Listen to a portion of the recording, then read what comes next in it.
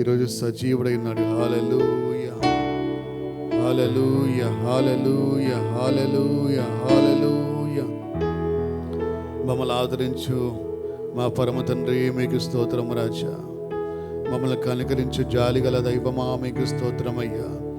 మమ్మల్ని మిక్కిలిగా ప్రేమించే కరుణగల దైవమా, మీకు స్తోత్రమయ్యా. మా పట్ల కనికరం చూపించి అయ్యా మరొకసారి మమ్మల్ని అందరినీ సజీవ లెక్కలో ఉంచినందుకు మీకు స్తోత్రాలు ప్రభువా. మిమ్మల్ని స్తుతించి ఆరాధించడానికి ప్రభువా మీ సన్నిధికి మమ్మల్ని అందరిని తీసుకొచ్చిన అయ్యా విధానాన్ని బట్టి మీకు స్తోత్రం చెల్లిస్తాం రాజా. మీకు వందనాలు అయ్యా. ఈ ఉదయకాల సొమ్మున నీ శ్రేష్టమైన సన్నిధిలో ప్రభు మేమందరము కూడా ప్రభు నూతన బలము పొందిన వారముగా ఉండడానికి కృప చూపమని వేడుకుంటున్నాం రాజా. మీకు స్తోత్రమయ్యా. నేను ఆరాధిస్తుండగానే ప్రభు నీ గొప్ప ప్రసన్నత మేమందరం అనుభవించినట్లుగా కృప చూపండి తండ్రి. మీకు స్తోత్రమయ్యా. అయ్యా మేము చేసే ప్రభు ఆరాధన అయ్యా మీరు దయచేసి స్వీకరించండి ప్రభువా. మీకు వందనాలు. నీవే మహిమపరచుకోమని వేడుకుంటున్నాం రాజా. మీకు స్తోత్ర.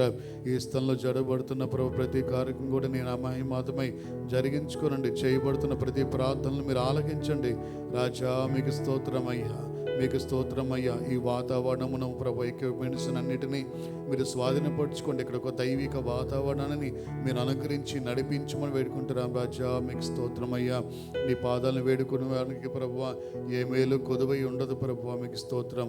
అవును తండ్రి అయ్యా, నిన్ను చేరు వారికి ప్రభువ నీవెప్పుడు సమీపంగా ఉన్నావు తండ్రి. మీకు స్తోత్రం దేవా. మీకు వందనాలు. ఈ లోకంలో 1000 దినములు గడుపుడు కంటే అయ్యా మీ సన్నిధిలో ఒక దినము గడుపుడు ఎంతో మేలని మేము తలంచుతున్నాం తండ్రి. మీకు స్తోత్రం అయ్యా. అంత విలువైన మీ సన్నిధి మాకు అనుగ్రహించినందుకు మీకు స్తోత్రం చెల్లిస్తున్నాం. మేము చూపించిన కృపను బట్టి మీకు వందనాలు చెల్లిస్తూ అయ్యా జరుగుతున్న ఆరాధన ఆదించేంతవరకు మీ నా మహిమాత్మే జరిగించండి. అనేక మంది ఇంకా రావాల్సి ఉండగా వారందరినీ త్వరపరచు ప్రభువా. నీకు మహిమ కలిగేలాగా ఈరోజు ఆరాధన జరగడానికి కృప చూపి నడిపించమని వేడుకుంటూ యేసు నామములో వేడుకుంటున్నాం తండ్రి. ఆమేన్. కూర్చున్నాం. కొన్ని పాటలతో దేవుని నామం పరుచుకుందాం. సంతోషంగా వారందరూ కలిసి దేవుని స్తుతిద్దామా. హల్లెలూయా, హల్లెలూయా, హల్లెలూయా. ఆయన కన్న తల్లి వల్లే మనల్ని చేర్చుకునే గొప్ప దేవుడు అయి ఉన్నాడు. ఈ ఉదయకాల సమన కూడా మనల్ని నడిపించే గొప్ప దేవుడు అయి ఉన్నాడు. ఆయన శక్తికి ఏ హద్దు లేదు, ఆయన ప్రేమకు కూడా హద్దు లేదు. హల్లెలూయా.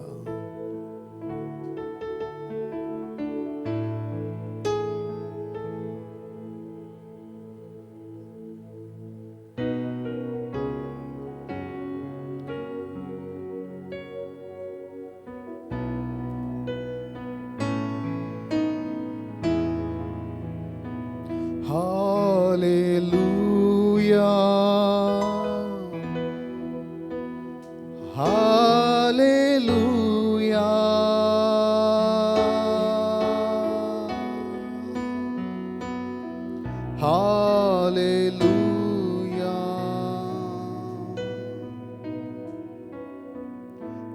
హల్లెలూయా, హల్లెలూయా,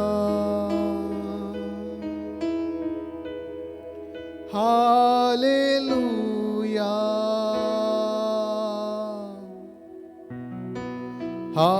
హల్లెలూయా,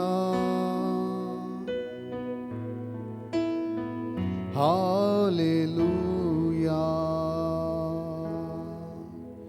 కన్న తల్లి చేర్చునట్లు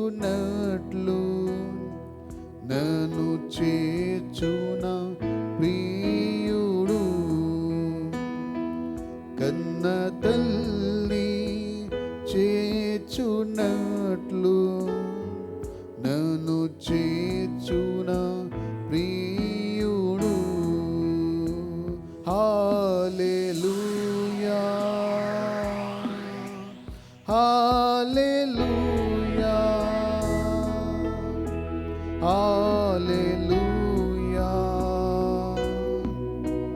హల్లెలూయా, హల్లెలూయా,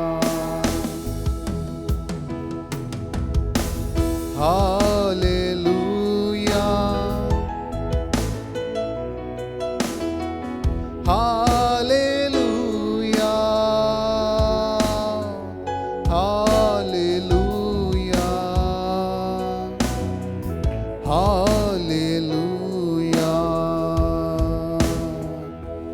కౌగిటిలో హత్తుకొను నా చింతలన్ బాపును. కౌగిటిలో హత్తుకొను నా చింతలన్ బాపును. కన్న తల్లి చేర్చునట్లు నన్ను చేర్చున ప్రియుడు. కన్న తల్లి చేర్చునట్లు నన్ను చేర్చున ప్రియుడు.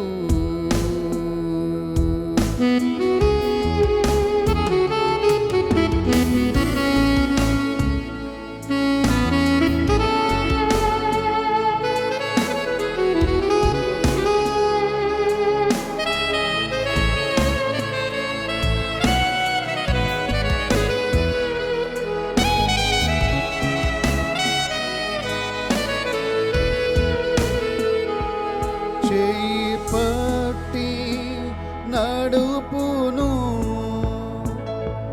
శిఖరముపై నిలుపును. చేపట్టి నడుపును శిఖరముపై నిలుపును. కన్న తల్లి చేర్చునట్లు నన్ను చేర్చున ప్రియుడు. అందరు కలిసి కన్న తల్లి చేర్చునట్లు నన్ను చేర్చున ప్రియుడు. నా కొరకై మరణించే నా పాపమున్ భరించే. నా కొరకై మరణించే నా పాపమున్ భరించే. కన్న తల్లి చేర్చునట్లు నన్ను చేర్చున ప్రియుడు. కన్న తల్లి చేర్చునట్లు నన్ను చేర్చున ప్రియుడు. చేయి విడువడు ఎప్పుడు వీడనాడడు ఎన్నడు. చేయి విడువడు ఎప్పుడు వీడనాడడు ఎన్నడు. కన్న తల్లి చేర్చునట్లు నన్ను చేర్చున ప్రియుడు. కన్న తల్లి చేర్చునట్లు నన్ను చేర్చున ప్రియుడు. హల్లెలూయా హల్లెలూయా హల్లెలూయా హల్లెలూయా హల్లెలూయా హల్లెలూయా హల్లెలూయా హల్లెలూయా హల్లెలూయా హల్లెలూయా.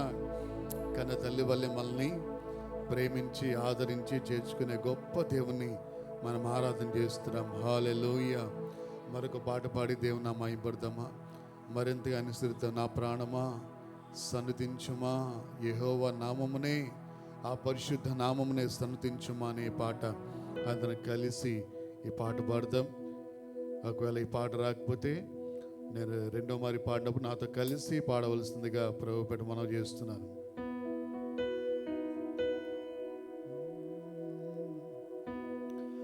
యెహోవా నామమును పరిశుద్ధ నామమును యెహోవా నామమును పరిశుద్ధ నామమును అందరు చప్పలు కొడుతుంది. చక్కగా చప్పలు కొడుతూ దేవుని నామాన్ని మహిమపడతాము. నా ప్రాణమా సన్నుతించుమా యెహోవా నామమును పరిశుద్ధ నామమును. కలిసి పడదామా? నా ప్రాణమా సన్నుతించుమా యెహోవా నామమును పరిశుద్ధ నామమును. అంతరంగ సమస్తమా సన్నుతించుమా. పడదాం. అంతరంగ సమస్తమా సన్నుతించుమా. నా ప్రాణమా సన్నుతించుమా యెహోవా నామమును పరిశుద్ధ నామమును. కలిసి పడదాం అందరం. నా ప్రాణమా సన్నుతించుమా యెహోవా నామమును పరిశుద్ధ నామమును. మీరందరూ కలిసి నా ప్రాణమా సన్నుతించుమా యెహోవా నామమును పరిశుద్ధ నామమును. బిగ్గరగా అందరూ కలిసి నా ప్రాణమా యెహోవా నామమును.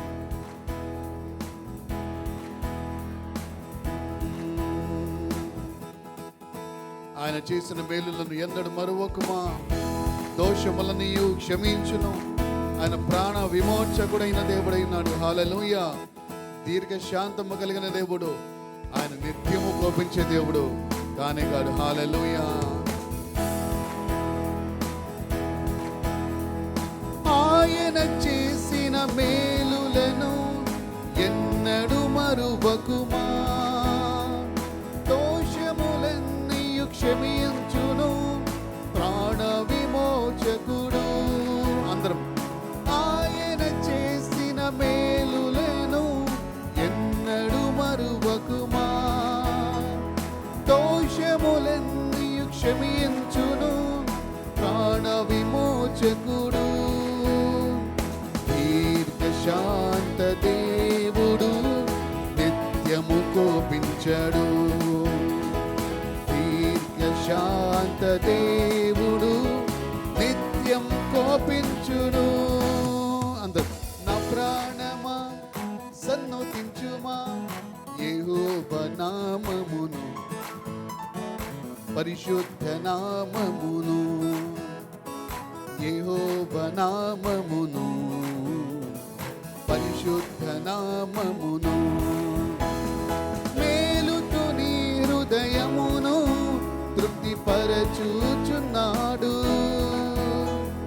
నీతి క్రియలను జరిగించును న్యాయము తీర్చును. పడదాం. మేలుతో నీ హృదయమును తృప్తిపరచుచున్నాడు. నీతి క్రియలను జరిగించును న్యాయము తీర్చును. దాక్షిణ్యపూర్ణుడు నిత్యము తోడుండును. అవును. దాక్షిణ్యపూర్ణుడు నిత్యము తోడుండును. నా ప్రాణమా సన్నుతించుమా యెహోవా నామమును పరిశుద్ధ నామము. నా ప్రాణమా సన్నుతించుమా యెహోవా నామమును పరిశుద్ధ నామమును. అంతరంగ సమస్తమా సన్నుతించుమా. కలిసి అంతరంగ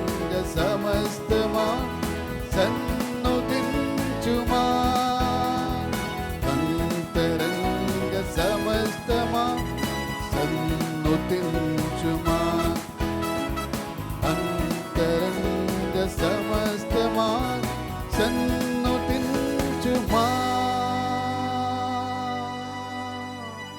హల్లెలూయా, హల్లెలూయా. అందరూ పాడగలిగారా? మళ్ళీ పాడదామా? మళ్ళీ పాడదాం. భాస్కర్ అన్న స్తోత్రం చెప్పండి ఒకసారి. మనకి తెలిసిన వాక్యమే 103 కీర్తన. నా ప్రాణమా యెహోవాను సన్నుతించుమా, ఆయన చేసిన మేలులో మర్చిపోకుమా. దేవునికి స్తోత్రం.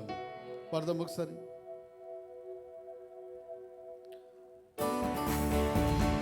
నా ప్రాణమా సన్నుతించుమా యెహోవా నామమును, పరిశుద్ధ నామమును. మనసు గట్టిగా చూద్దాం. నా ప్రాణమా సన్నుతించుమా యెహోవా నామమును, పరిశుద్ధ నామమును. పాడదాం గట్టిగా. యెహోవా నామమును, పరిశుద్ధ నామమును. అంతరంగ సమస్తమా సన్నుతించుమా, అంతరంగ సమస్తమా సన్నుతించుమా. నా ప్రాణమా, నా ప్రాణమా సన్నుతించుమా యెహోవా నామమును, పరిశుద్ధ నామమును.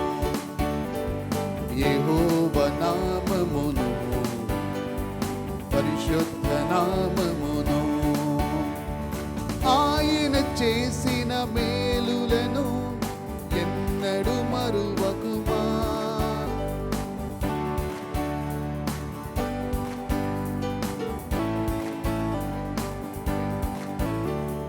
దోషములన్నీయు క్షమించును ప్రాణ విమోచకుడు.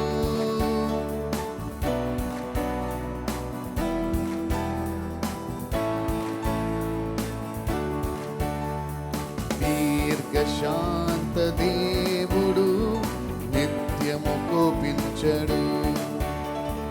దీర్ఘశాంత దేవుడు నిత్యము కోపించడు. నా ప్రాణమా, నా ప్రాణమా సన్నుతించుమా యెహోవా నామమును, పరిశుద్ధ నామమును. యెహోవా నామమును, పరిశుద్ధ నామమును. మేలుతో నీ హృదయమును తృప్తిపరచుచున్నాడు.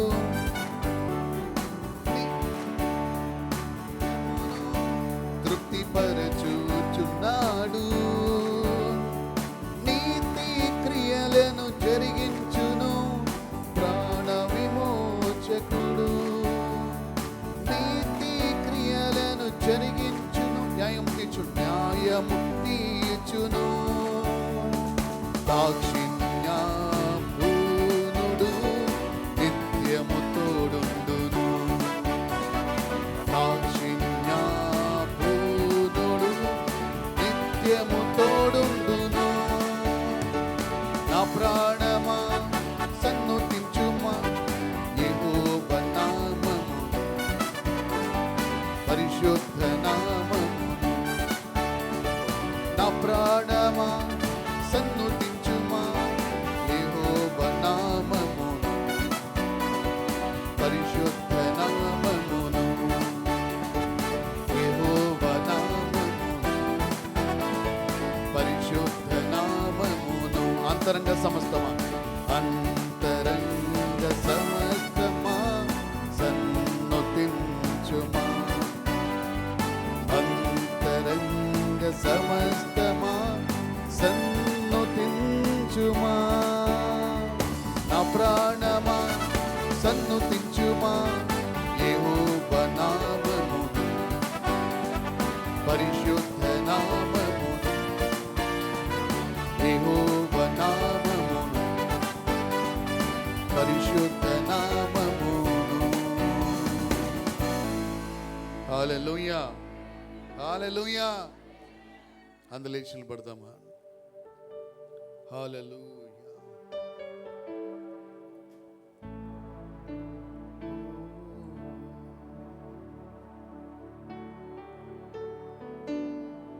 శాశ్వతమైన ప్రేమతో మనల్ని ప్రేమించే గొప్ప దేవుడై ఉన్నాడు. హల్లెలూయా, హల్లెలూయా, హల్లెలూయా, హల్లెలూయా. చెప్దాం ఒక మాట దేవునితో, అయ్యా నీ ప్రేమ గొప్పది. అందరూ చెప్దాం, యేసయ్యా నీ ప్రేమ గొప్పది, నీ జాలి గొప్పది, నీ దయ గొప్పది, నీ కృప గొప్పది స్వామి. హల్లెలూయా, హల్లెలూయా. శాశ్వత ప్రేమతో మనల్ని ప్రేమించే దేవుని ఒకసారి మనసారా స్తుతిద్దామా. హల్లెలూయా, హల్లెలూయా, హల్లెలూయా. నీ ప్రేమ గొప్పది, నీ జాలి గొప్పది, నీ ప్రేమ గొప్పది, నీ జాలి గొప్పది, నీ కృపా గొప్పది, నీ దయా గొప్పది, నీ కృపా గొప్పది, నీ దయా గొప్పది. ఈ మాట్లాడుతాము. శాశ్వత ప్రేమతో నన్ను ప్రేమించావయ్యా. అందరు చెప్పట్లా, శాశ్వత ప్రేమతో నన్ను ప్రేమించావయ్యా, కృప చూపి నన్ను రక్షించినావయ్యా. అందరు కలిసి మాటలు పలుకుతూ దేవుని నామాన్ని మహింపడతాం. శాశ్వత ప్రేమతో నన్ను ప్రేమించావయ్యా, కృప చూపి నన్ను రక్షించినావయ్యా. అందరం శాశ్వత ప్రేమతో నన్ను ప్రేమించావయ్యా, కృప చూపి నన్ను రక్షించినావయ్యా. నీ ప్రేమ గొప్పది, నీ జాలి గొప్పది, నీ కృపా గొప్పది, నీ దయ గొప్పది. నీ ప్రేమ గొప్పది, నీ జాలి గొప్పది, నీ కృపా గొప్పది, నీ దయ గొప్పది. అందరం నీ ప్రేమ గొప్పది, నీ జాలి గొప్పది, నీ కృపా గొప్పది, నీ దయ గొప్పది. శాశ్వత ప్రేమతో నన్ను ప్రేమించావయ్యా, కృప చూపి నన్ను రక్షించినావయ్యా. అందరం శాశ్వత ప్రేమతో నన్ను ప్రేమించావయ్యా, కృప చూపి నన్ను రక్షించినావయ్యా.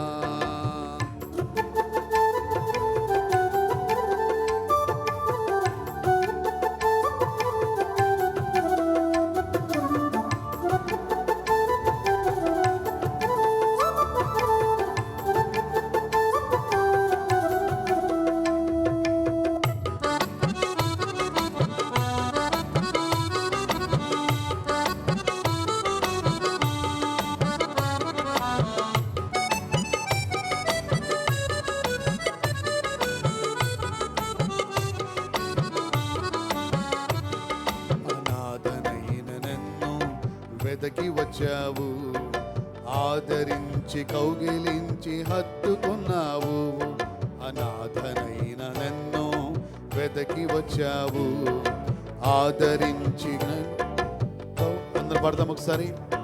అనాథనైన నన్ను వెదకి వచ్చావు, ఆదరించి కౌగిలించి హత్తుకున్నావు.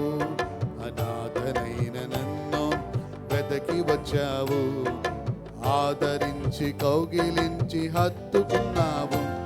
నీ ప్రేమ గొప్పది, నీ జాలి గొప్పది, నీ కృపా గొప్పది, నీ దయా గొప్పది. నీ ప్రేమ గొప్పది, నీ జాలి గొప్పది, నీ దయా గొప్పది. నీ ప్రేమ గొప్పది, నీ జాలి గొప్పది.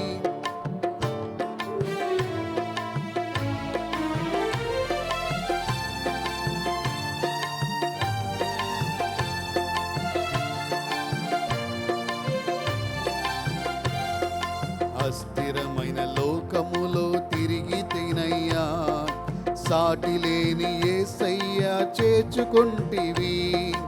అస్థిరమైన లోకములో తిరిగి తినయ్యా, సాటి లేని యేసయ్యా చేర్చుకుంటివి.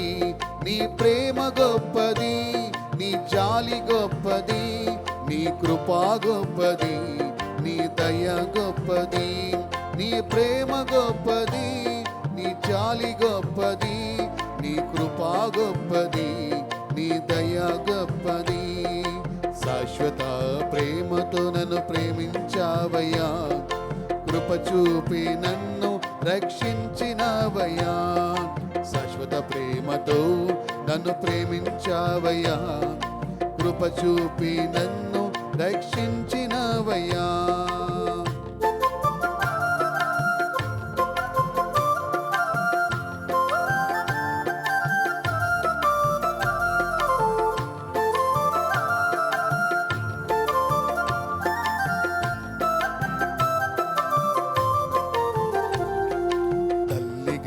మందు నన్ను చూచి ఉంటివి, తల్లిలాదరించి నడిపించితివయ్యా. తల్లి గర్భమందు నన్ను తల్లిలాదరించి, అందరం కూడా, తల్లి గర్భమందు నన్ను చూచి ఉంటివి, తల్లిలాదరించి నడిపించితివి. నీ ప్రేమ గొప్పది, నీ జాలి గొప్పది, నీ కృపా గొప్పది, నీ దయ గొప్పది. అందరం, నీ ప్రేమ గొప్పది, జాలి గొప్పది, నీ దయ గొప్పది. శాశ్వత ప్రేమతో నన్ను ప్రేమించావయ్యా, కృప చూపి నన్ను రక్షించినవయ్యా. శాశ్వత ప్రేమతో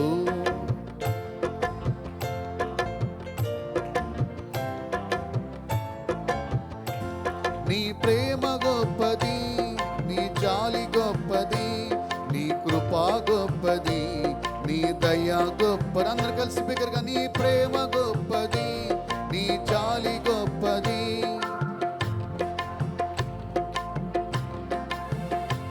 నీ ప్రేమ గొప్పది, నీ జాలి గొప్పది, నీ కృపా గొప్పది, నీ దయ గొప్పది. నీ ప్రేమ గొప్పది, జాలి గొప్పది, దయ గొప్పది, నీ కృపా గొప్పది. నీ ప్రేమ గొప్పది, జాలి గొప్పది, నీ దయ గొప్పది.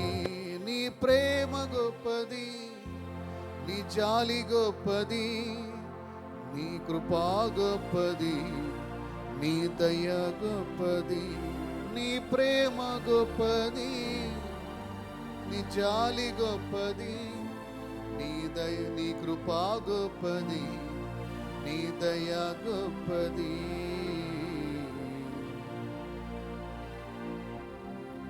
అత్యున్నత సింహాసనపై ఆసనుడా మీకు స్తోత్రమయ్యా. మమ్మల్ని మిక్కిలిగా ప్రేమించే గొప్ప దైవమా మీకు స్తోత్రమయ్యా. మా సమాధానకర్త మీకు స్తోత్రం, మా ఆలోచనకర్త మీకు స్తోత్రమయ్యా. మీకు వందనాలు తండ్రి. అయ్యా, దయ కనికరము కృపతో నిండి ఉన్న దైవమా మీకు స్తోత్రాలయ్యా. ఈరోజు నీ ప్రేమ చేతిని మేమందరం ఈ స్థితిలో ఉన్నాం తండ్రి, మీకు వందనాలు తండ్రి. ఊరే కాల్సిన ప్రభా, ప్రేమతో నిన్ను ఆరాధిస్తుండగా ప్రభా, అయ్యా ఇంతవరకు చేసిన ఆరాధన మీరు స్వీకరించి నమ్ముతున్నంత మీకు స్తోత్రమయ్యా. నీ ప్రేమ నిజంగానే ఎంత గొప్పది ప్రభా, నీ జాలి ఎంత గొప్ప దేవుడు, నీవు జాలి గల దైవము తండ్రి, మీకు స్తోత్రమయ్యా. అయ్యా, నీకున్న మనస్సు ఇంకెవరికి లేదు ప్రభువా, మీకు వందనాలయ్యా. నీది శ్రేష్టమైన మనస్సు తండ్రి, మీకు స్తోత్రమయ్యా. ఉన్నతమైన కార్యాలు మా కొరకు చేసే గొప్ప దేవుడవు తండ్రి. అయ్యా, మా పాపం నీ రక్తం చేత కడిగి శుద్ధులుగా చేసి ప్రభా మాకెంతో దీవెనలు ఇచ్చావు, మీకు స్తోత్రాలు ప్రభా. ఈరోజు మిమ్మల్ని ఆరాధిస్తున్నామంటే కేవలం మీ కృప తండ్రి, మీకు స్తోత్రము తండ్రి. అయ్యా తండ్రి, ఈ ఆరాధనలోకి మమ్మల్ని నిలబెట్టినందుకు మీకు స్తోత్రాలు. ముందున్న కార్యక్రమంలో కూడా మమ్మల్ని నడిపించి మీరే మహిమ పొందుమని యేసు నామములో వేడుకొంచున్నాం తండ్రి, ఆమేన్. మంచిది, గ్రంథ పఠనం చదువుకుందాం.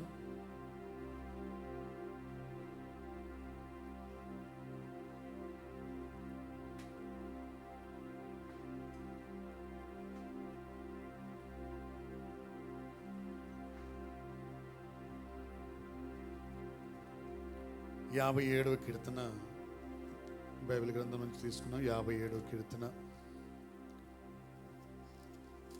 Yes, Lord. Yes, Lord. నీ ప్రేమ గొప్పదయ్యా.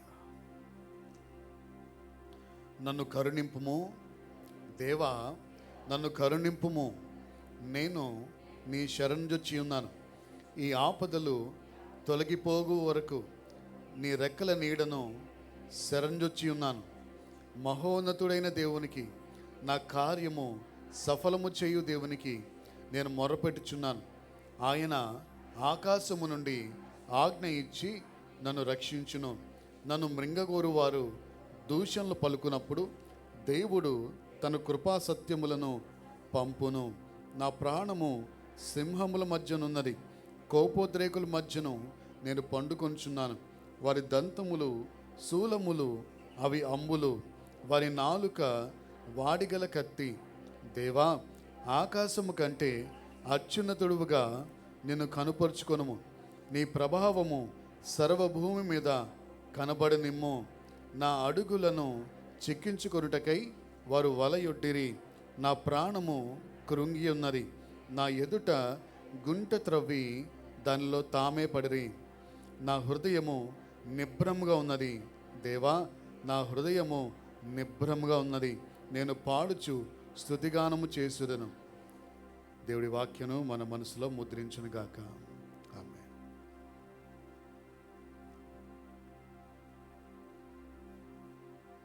ఇదే కీర్తనలోని నీ కృప ఆకాశం కంటే ఎత్తైనది అని. హల్లెలూయా, హల్లెలూయా.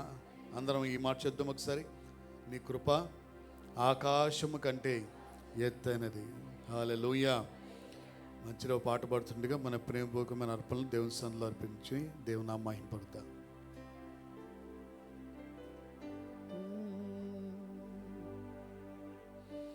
నీ ప్రేమ గొప్పది, నీ జాలి గొప్పది, నీ కృపా గొప్పది, నీ దయ గొప్పది. నీ ప్రేమ గొప్పది, నీ జాలి గొప్పది, నీ కృపా గొప్పది, నీ దయ గొప్పది.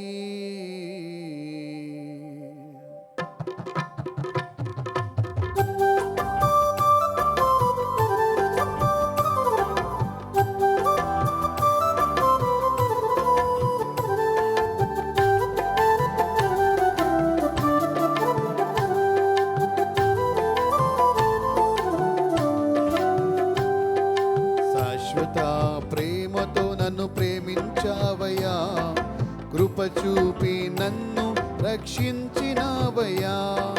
శాశ్వత ప్రేమతో నన్ను ప్రేమించావయ్యా, కృప చూపి నన్ను రక్షించినావయ్యా. నీ ప్రేమ గొప్పది, నీ జాలి గొప్పది, నీ కృపా గొప్పది, నీ దయ గొప్పది. నీ ప్రేమ గొప్పది, నీ జాలి గొప్పది, నీ కృపా గొప్పది, నీ దయ గొప్పది. అనాథనైన నన్ను వెదకి వచ్చావు, ఆదరించి కౌగిలించి హత్తుకున్నావు. అనాథనైన నన్ను వెదకి వచ్చావు, ఆదరించి కౌగిలించి హత్తుకున్నావు. నీ ప్రేమ గొప్పది, నీ జాలి గొప్పది, నీ కృపా గొప్పది, నీ దయ గొప్పది. నీ ప్రేమ గొప్పది, నీ కృపా గొప్పది, నీ దయ గొప్పది. అస్థిరమైన లోకములో తిరిగి తినయ్యా, సాటి లేని యేసయ్య చేర్చుకున్నావు. అస్థిరమైన లోకములో తిరిగి తినయ్యా, సాటి లేని యేసయ్య చేర్చుకున్నావు. నీ ప్రేమ గొప్పది, నీ జాలి గొప్పది, నీ కృపా గొప్పది, నీ దయ గొప్పది. నీ ప్రేమ గొప్పది, నీ జాలి గొప్పది, నీ కృపా గొప్పది, నీ దయ గొప్పది. హల్లెలూయా. ప్రార్థన చేస్తున్నాను.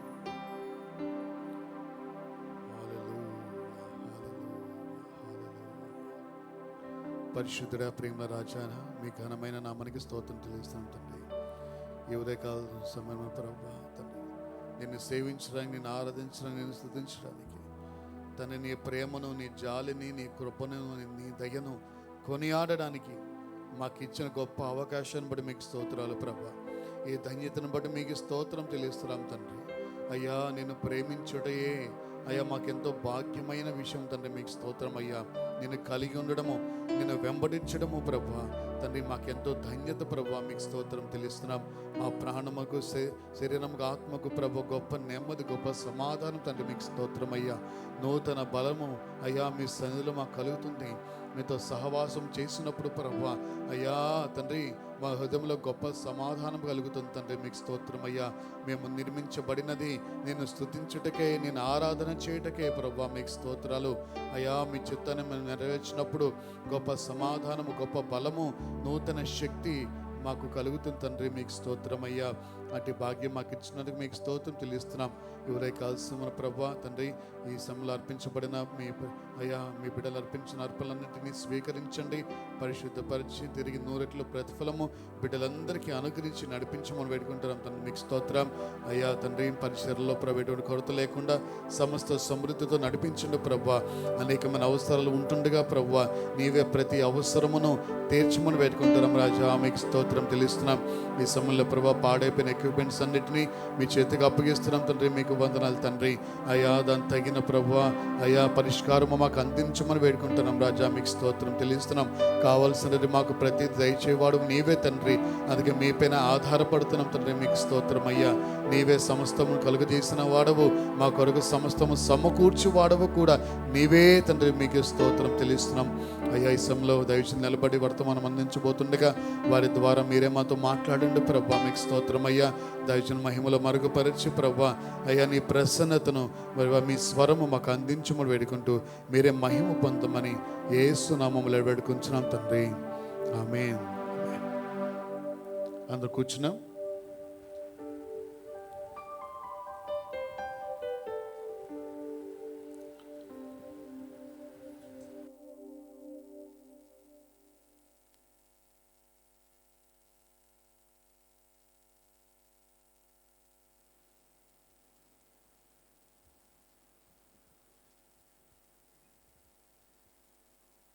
Praise the Lord. Hallelujah, hallelujah. దేవుని అతి పరిశుద్ధమైన ఘనమైన నామమునకు స్తుతి, మహిమ, ఘనత, ప్రభావం కలుగును గాక. మీ అందరికీ నా వందనాలు తెలియజేస్తున్నాను. అందరు బాగున్నారా? అందరు బాగున్నారండి. మరి ఇంకా పండగ సెలవులు అయినట్లు లేవు. మంచిది. దేవుని సన్నిధిలో దేవుడిని ఆరాధించడానికి మన జీవిత కాలంలో దేవుడు మనకిచ్చిన సమయాలు సద్వినియోగపరుచుకునే వారందరిని బట్టి దేవుడిని మహింపరుస్తున్నాను. దేవునికి స్తోత్రం. హల్లెలూయా, హల్లెలూయా. మన జీవితంలో దేవుడు మనకిచ్చిన కాలం అంతట్లో చాలా పనులు మనం చేస్తాం. దేవుడు మనకు ఒకే జీవితకాలం దేవుడు మనకిచ్చాడు. ఈ జీవిత కాలంలో మనం చేసే కొన్ని పనులను బట్టి మనం చేస్తున్న పనులు, మనం దేనిపైన ఎక్కువ ఆసక్తి మనం చూపిస్తామో అవి మనం చేయగలుగుతాం. ఆ పనులు ఎలాంటివి ఏమిటి అనేది దేవుని వాక్యంలో నుండి కొన్ని సంగతులు మనం ధ్యానం చేద్దాం. సామెతల గ్రంథం 31వ అధ్యాయం 31వ వచనం, చివరి వచనం. మనం 31వ వచనం చదువుదాం. చేసిన పనిని బట్టి అట్టి దానికి ప్రతిఫలమియ్యదగును. గౌనుల యొద్ద ఆమె పనులు ఆమెను కొనియాడును. దేవునికి స్తోత్రం కలుగును గాక. హల్లెలూయా. ఇక్కడ వ్రాయబడినటువంటి సంగతి మనం చూస్తున్నప్పుడు ఇది అందరికీ వర్తిస్తుందని మనం గమనించాలి. ఇక్కడ దేవుని వాక్యం స్త్రీకైనా పురుషునికైనా అనేక సంగతులు వర్తిస్తాయి. ఇక్కడ గుణవతి అయినటువంటి ఆ, భార్య, ఆమె గురించి, ఆమె చేసిన పనులన్నిటి గురించి, ఆమె జీవిత విధానం ఎలా ఉంటుందో వాటన్నిటి గురించి వ్రాయబడి ఉంది. చిట్ట చివరికి ఆమె చెప్పినటువంటి విషయం ఏమిటంటే, చేసిన పనిని బట్టి చూడండి, అలాంటి వ్యక్తికి ప్రతిఫలం ఇయ్యదగును. అంటే పనికి తగిన ప్రతిఫలము ఇవ్వబడుతుంది. ఆమె పనులు ఆమెను కొనియాడుతాయి అని వాక్యంలో వ్రాయబడింది. అంటే చేసిన పనులు మనం చూస్తున్నప్పుడు కొనియాడబడే పనులు, గౌరవం పొందదగినటువంటి పనులుగా మనకు ఇక్కడ కనిపిస్తున్నాయి. ఆమె జీవిత విధానం అంతా, ఆమె చేపట్టినటువంటి కార్యాలు, ఆమె దైనందిన జీవితం ఇక్కడ వ్రాయబడింది. ఆమె ఉదయం మొదలుకొని ఏం చేస్తుంది, అన్ని కాలాల్లో ఏం చేస్తుంది, వర్షాకాలమైన, శీతాకాలమైన, వేసవి కాలమైన ఆమె ఏం చేస్తుంది, అలాగే ఒక దిన ప్రారంభం ఏం చేస్తుంది, ఒక సంవత్సర ప్రారంభం ఏం చేస్తుంది, ఆమె యొక్క మరి జీవితం అంతా కూడా సమయాన్ని ఏం చేస్తుంది అన్న సంగతులు ఇక్కడ మనము చాలా స్పష్టంగా మనం ఈ 31వ అధ్యాయంలో మనం చూస్తాం. ప్రియ దేవుని బిడ్డలారా,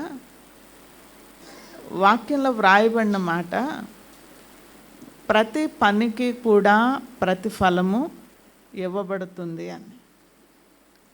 ప్రతి పని దాని ప్రతిఫలాన్ని తీసుకొస్తుంది. మనం చేసిన పనులు ఊరికే ఎప్పుడు పోవు. మనం చేసిన పనులు, ఏ పని చేస్తే ఆ పని యొక్క ప్రతిఫలము ఆ పనే తీసుకొస్తుందట. ఇక్కడ ఆమెకు ఇంతటి గౌరవాన్ని ఏం తీసుకొచ్చింది అని అంటే మనం చూస్తే, ఈ గౌరవాన్ని ఆమెకు మరి అర్హత లేకుండా ఎవరో ఆమెను కొనియాడినట్లు ఇక్కడైతే వ్రాయబడలేదు. ఇక్కడ వ్రాయబడిన విషయం మనం చూస్తున్నప్పుడు, ఆమె గౌరవించబడ్డానికి, ఆమెను మర్యాద చేయడానికి, ఆమె గురించి ఒక ప్రశంస పలకడానికి, ఆమెకు ఆ కీర్తి తేవడానికి ఇక్కడ జరిగింది ఏమిటంటే, ఆమెకి ఇష్టమైన మనుషులని, ఆమె ఇంటి వారని అలాగేమి కాదండి. ఆమె చేసిన పనులే తీసుకొచ్చాయి ఆ గౌరవాన్ని ఆమెకు. దేవుని బిడ్డలారా, కాబట్టి మనం చేస్తున్న పనులు అవే మనకు ప్రతిఫలంగా, ఆమె చేసిన పనులు ఆమెకు ప్రతిఫలంగా ఏం తీసుకొని వచ్చాయంటే గొప్ప గౌరవం తీసుకొచ్చాయి. పెద్దల సభలో కూడా ఆమె గురించి మరి గౌరవవచనం పలకగలుగుతున్నారు. గవిని యొద్ద ఆమె యొక్క జీవిత విధానం, ఆమె చేస్తున్న పనులు ఆమెను కొనియాడబడినట్లుగా ఆ పనులు ఆమెను అంత స్థాయికి తీసుకొని వెళ్ళాయి.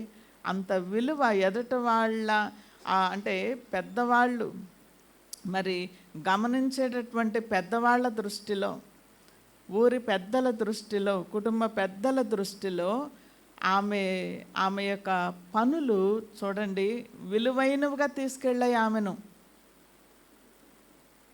ఈ మాటలు మనం చదువుతున్నప్పుడు నిజమే, ఇది ఎవరైనా కోరుకొనదగినటువంటి విషయం కదా, ఇది వాస్తవం కదా. దేవుని వాక్యంలో నుండి మనకు చాలా స్పష్టంగా, అంటే ఏం పనులు చేయాలి, ఎలా పనులు, ఏం పనులు, అసలు ఎలా కొనియాడబడటం అనేది జరుగుతుంది అని మనం చూస్తున్నప్పుడు, దాని యొక్క మనం ఎలా నడుచుకోవాలో ఫిలిప్పీలకు రాసిన పత్రిక 4వ అధ్యాయం 8వ వాక్యంలో మనకు కనిపిస్తాయి. ఫిలిప్పీలకు రాసిన పత్రిక 4వ అధ్యాయం 8వ వాక్యం. మెట్టుకు సహోదరులారా, ఏ యోగ్యత అయినను మెప్పైనను ఉన్న ఎడల, ఏవి సత్యమైనవో, ఏవి మాన్యమైనవో, ఏవి న్యాయమైనవో, ఏవి పవిత్రమైనవో, ఏవి రమ్యమైనవో, ఏవి ఖ్యాతి గలవో వాటి మీద ధ్యానం ఉంచుకొనండి. దేవునికి స్తోత్రం కలుగును గాక. హల్లెలూయా. ఇక్కడ వాక్యంలో వ్రాయబడినటువంటి విషయం మనం చూస్తుంటే, మెప్పు పొందతగినవి అంటే గౌరవప్రదమైనవి, అలాగే చెయ్య తగినవి. ఇక్కడ ఒక మాట గుర్తు చేస్తాను. అపోస్తలుడు పౌలు చెప్పారు, చేయుటకు నాకు స్వాతంత్రము కలదు కానీ అన్నీ చేయదగినవి కావు. అయ్యా, మరి చేయదగినవి కానప్పుడు అందరూ ఎందుకు, అనేక మంది అన్నీ చేస్తున్నారు కదా అని అంటే, అతని యొక్క మనస్సు దేని మీద ధ్యాస పెట్టుకొని ఉన్నాడో దానిని బట్టి అతని మనస్సు చెప్తుంది, అతనికి గౌరవహీనమైనవిగా అనిపించినవి నేను చేయదగినవి కావు అని ఆ లిస్టు పక్కన పెట్టేసుకున్నాడు. ప్రియ దేవుని బిడ్డలారా, అయితే యోగ్యమైనవి ఉన్నాయి. అంటే యోగ్యమైనవి అంటే మరి ఏవైతే ఆ విలువ తెచ్చేవి, గౌరవం తెచ్చేవి ఉన్నాయో, ఏవైతే అర్హత కలిగినటువంటి విషయాలు ఉన్నాయో, వాటిని ఏవైతే గౌరవాన్ని నీకు ప్రతిఫలంగా తీసుకొచ్చే క్రియలు ఏవైతే ఉన్నాయో, ఎందుకంటే చాలా పనులు మనం చేస్తాం కదా, చాలా పనులు చేస్తాం. స్వంత పనులే, నీ ఇంటి పనులే, నీ కుటుంబం కొరకైనటువంటి పనులే, నీ జీవితకాలంలో చాలా పనులు చేస్తాం. ఎవరు ఇప్పుడు ఖాళీగా ఉన్నారు? అందరూ బిజీగా ఉన్నారు. ఇంకా టైం సరిపోవడం లేదు. ఇంకా టైం ఉంటే ఇంకా కొన్ని, ఆ ఇంట్లో ఇంకొక 2 పనులు, బయట ఇంకొక 2 పనులు ఏమండి చేస్తాం. ఇంకా ఏమనిపిస్తారు చేసేస్తాం, ఎలా అనిపిస్తే అలాగా చేసేస్తాం. నాకు అనిపించినట్లల్లా నేను చేసేస్తానని ప్రతి వాళ్ళు కూడా అనుకుంటుంటారు సాధారణంగా. అయితే కాబట్టి ఇన్ని పనులు చేస్తున్నప్పుడు ఇక్కడ వాక్యంలో వ్రాయబడిన విషయం ఏంటంటే, మెప్పు పొందదగినటువంటిది ఏదైనా, ఏ యోగ్యత అయినా, మెప్పైనా ఉండినా, చెప్పండి, ఉండిన ఎడల అన్నాడు. అంటే నేను గౌరవించదగిన పనులు చేయాలి, నేను గౌరవం పొందుకోవాలి, నేను మెప్పు పొందుకోవాలి, నేను చేసే పనుల ద్వారా నేను విలువ సంపాదించాలి అని ఒకవేళ నువ్వు అనుకుంటే అనే మాట ఇక్కడ వ్రాయబడుతుంది. ఏదైనా మెప్పైన యోగ్యత అయినా ఉండిన ఎడల, అది మొట్టమొదట మన ధ్యాస అన్నమాట. దాని మీద మన యొక్క ఆశ అలా ఉండినప్పుడట, అప్పుడు వేటి మీద మన ధ్యాస ఉంటే అవే మనం చేసేస్తాం. మనం దేని మీద ధ్యానం ఉంచితే మన మనస్సు పదే వాటి మీద, చెప్పండి, అదే చేయాలి. ఏమండి, ఏదైతే 10 సార్లు నువ్వు చూస్తావో, ఏదైతే 10 సార్లు వింటావో, ఏదైతే మనస్సు దేని మీద అయితే పెడతావో అది చేసేయాలని మనస్సు ఉబిళ్ళూరుతుంది. అదే చేయాలని మనస్సు, చెప్పండి, మీ అందరూ తెలుసు కదా, యూట్యూబ్లో అవి పెట్టుకొని అరిసెలు ఎలా వండాలి, బిర్యానీ ఎలా వండాలి, పదే ఆ ధ్యాస మనస్సు వేటి మీద అయితే అవి తెలుసుకోవాలి అని లోతుగా ధ్యానం చేస్తావో, నీ మనసు ఆటోమేటిక్గా ఏం చేస్తుందంటే అదే చేయాలనిపిస్తుంది, అదే చేస్తాం. అయితే ఎంత స్పష్టమైనటువంటి విషయం ఇక్కడ వ్రాయబడిందంటే, అసలు ధ్యాస అనేదే యోగ్యమైన వాటిని ధ్యానం చేయాలన్నాడు. యోగ్యమైన వాటిని ధ్యానం చేయాలి. అంతేకాకుండా మెప్పును కలిగే అంటే మెప్పును తీసుకొచ్చే పని. నేను మొదట ఒక మాట చెప్పాను, మన పనులు దాని యొక్క ప్రతిఫలాన్ని మనకు అందిస్తాయని చెప్పాను కదా. దేవుని బిడ్డలారా, విలువ తక్కువ పనులు చేసుకొని గౌరవం రావాలంటే వస్తాయా? ఎవరికైనా వస్తాయండి? జరుగుతుంది ఎప్పుడైనా? అంతే కదా. దేవుని బిడ్డలారా, మెచ్చుకోదగినటువంటి మెప్పుకోలు పని ఏదైనా చేస్తే ఖచ్చితంగా ఆ పని నీకు మెప్పును తీసుకొస్తుంది కదండి. అది మానదు. ఎందుకంటే నీ పని ఖచ్చితంగా ప్రతిఫలాన్ని నీకు అందిస్తుందండి. అందువల్ల మన పని ఏమై ఉండాలి, మనం చేసే పనులు ఎలా ఉండాలి? మీరు అక్కడ చూస్తే పెద్ద పెద్ద కార్యాలు ఏమి కాదు, కానీ ఒక స్త్రీ తన దైనందిన జీవితంలో, తన జీవిత కాలంలో, తన సంవత్సర ప్రారంభంలో, తన దిన ప్రారంభంలో ఆమె మొదలుపెట్టిన విషయాలన్నీ కూడా, ఆమె జరిగిస్తున్న విషయాలన్నీ కూడా చిట్ట చివరికి ఆమె కొనియాడబడినట్లుగా ఆమె పనులన్నీ కూడా ఆమెకు ఒక మంచి ప్రతిఫలాన్ని తీసుకొని వచ్చాయి. ఆ ప్రతిఫలం ఏమిటంటే ఆమె పనులు చూడండి. అబ్బా, ఈ స్త్రీ ఈమె ఎంత చక్కని ఆలోచన చేసిందండి, ఆమె ఎంత చక్కని పనులు చేసేదండి ఆమె. అసలు ఆమె పనులు చూడండి, ఆ పనులు ఎలా విస్తరించాయో చూడండి, ఆ పనులు ఇంకెంతమందికో జీవనాధారం అయ్యాయి చూడండి, ఆమె చేస్తున్న ఆ క్రియలు చూడండి, ఆ పిల్లలు చూడండి. ఇవన్నీ ఎక్కడ మాట్లాడుకుంటున్నారంటే గబుని దగ్గర ఆమెకు గొప్ప గౌరవాన్ని తీసుకొని వచ్చాయట. దేవునికి స్తోత్రం, హల్లెలూయా. ఎప్పుడైనా మనము యోగ్యమైన రీతిలో నా పనులు ఉండాలి. బాగా గుర్తుపెట్టుకోండి, నేను పదే పదే మాట చెప్తున్నాను. ఏమని? దిన ప్రారంభం కానీ, సంవత్సర ప్రారంభం కానీ, అలాగే నీ జీవిత కాలం మట్టుకు కానీ అసలు ఆలోచన మనకు ధ్యాస, ధ్యానము దేని మీద పెట్టి ఈ పనులన్నీ చేయాలి అనేదే ఇక్కడ స్పష్టత ఇవ్వబడింది. మొట్టమొదటి ఆలోచన యోగ్యమైన వాటి మీద దృష్టి ఉండాలి అనేది. నేను ఒక గౌరవప్రదంగా నేను జీవించాలి, నడుచుకోవాలి, నేను చేసే నా పనులు ఉండాలి, ఆ ధ్యాస వాటి మీద, ఆ ధ్యానం వాటి మీద ఉంచి అప్పుడు ఆలోచిస్తూ ఉంటాయి. ఏమని? ఏవి న్యాయం, ఏవి సత్యమైనవో అని గ్రహించి అవి చేసినప్పుడు ఖచ్చితంగా చూడండి, దాని ప్రతిఫలం చాలా రేపొద్దున నీకు గౌరవమే తీసుకొస్తుందట. దేవుని బిడ్డలారా, అబద్ధమైన వాటిని జరిగించినప్పుడు దాని ప్రతిఫలం కూడా అది తీసుకొస్తుంది కదా.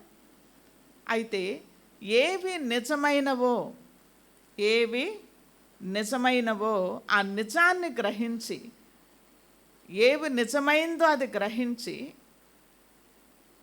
ఆ నిజాన్ని బట్టి, సత్యాన్ని బట్టి ఎన్నుకొని చేసే పనులు రేపొద్దున ఆమెకు గౌరవం తీసుకొచ్చాయంట.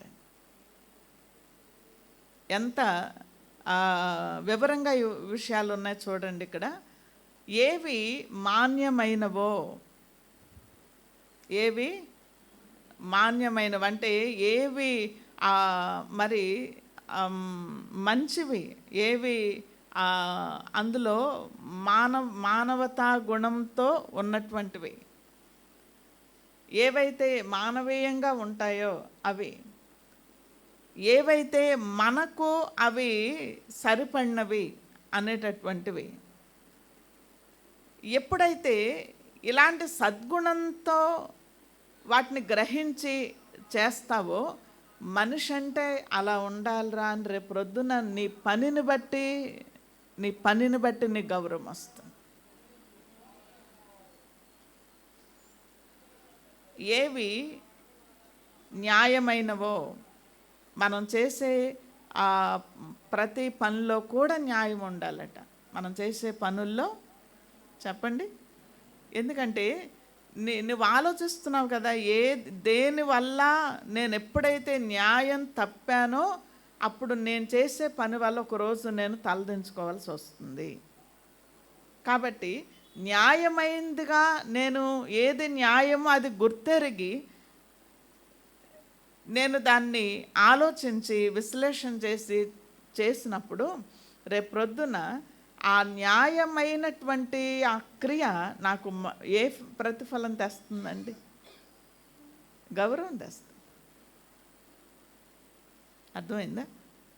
కాబట్టి ఏవి న్యాయమైనవో, ఏవి పవిత్రమైనవో, ఏవి పవిత్రమైనవో, ఎందుకంటే ఏది రేపొద్దున నీకు నేను చేస్తున్న పని వల్ల రేపొద్దున నాకు ఒక మంచి మెప్పుకోలు, మంచి గౌరవం నాకు రావాలి అని నువ్వు ధ్యానం ఎప్పుడైతే చేస్తావో ఆ విషయాల్లో నువ్వు ఆలోచించేది ఏమిటంటే, ఏదైతే పవిత్రమైందో అది ఎంచుకొని ఆ పని చేస్తావట. హల్లెలూయా. పవిత్రమైన పనులే చేస్తావట. అంతేకాదు, ఏవి రమ్యమైనవో అన్నాడు. ఏదైతే ఆ రమ్యమైనవి, ఏదైతే మరి అందంగా, ఏదైతే ఆ ముచ్చటగా, చాలామంది అంటుంటారు చేసే పనులు ఎడాపెడా ఉండకుండా చాలా ముచ్చటగా ఉంటాయండి, అందంగా ఉంటాయండి. ఆ చేసే పని విధానం, ఎంచుకున్న విధానం కూడా ఎలా ఉంటుందంటే ఇష్టత పుట్టించేవిగా ఉండాలంట. దేవునికి స్తోత్రం. హల్లెలూయా. ఇష్టత కలిగించేవిగా, అవి ప్రియమైనవిగా ఉన్నవైతే ఎవరికి ఇబ్బంది లేదు. ఎవరికి చెప్పండి, ఎవరికి ఇబ్బంది లేదు. కాబట్టి కొన్ని ప్రియమైన, చాలా ఆ రమ్యమైనటువంటి పనులు ఎంచుకోవడం జరుగుతుందట. ఎందుకంటే ఎవరు అసహ్యించుకునేవి కాదు అనే దీనికి సరైన అర్థం. కొన్ని పనులు ఎలా చూడడానికి కూడా అసహ్యంగా అనిపిస్తాయి. అయితే ఇక్కడ వ్రాయబడింది ఏంటంటే, ఏది అసహ్యమైందో దాని జోలికి వెళ్లకుండా, ఏదైతే అందంగా మరి రమ్యమైనటువంటిదిగా, ఇష్టమైనటువంటిదిగా, ప్రియమైనటువంటిదిగా ఉంటాయో అలాంటి ఎవరికైనా విన్నా చూచినా కూడా చూడండి ఒక ఇష్టత కలిగించేటట్లుగా అలాంటివి ఎంచుకోవడం జరుగుతుందండి. వాటి మీద ధ్యానం ఉంచినప్పుడు అవి చేయగలుగుతారట. ఏవి రమ్యమైనవో, ఏవి ఖ్యాతి గలవో. దేవునికి స్తోత్రం. హల్లెలూయా. ఏవి ఖ్యాతి గలవో అంటే ఏవి ఏ పనులు చేస్తే మంచి పేరు వస్తుందో, ఏవి నీకు మంచి పేరు తీసుకొని వస్తాయి, ఏ పని నీకు మంచి పేరు తీసుకొస్తుందో,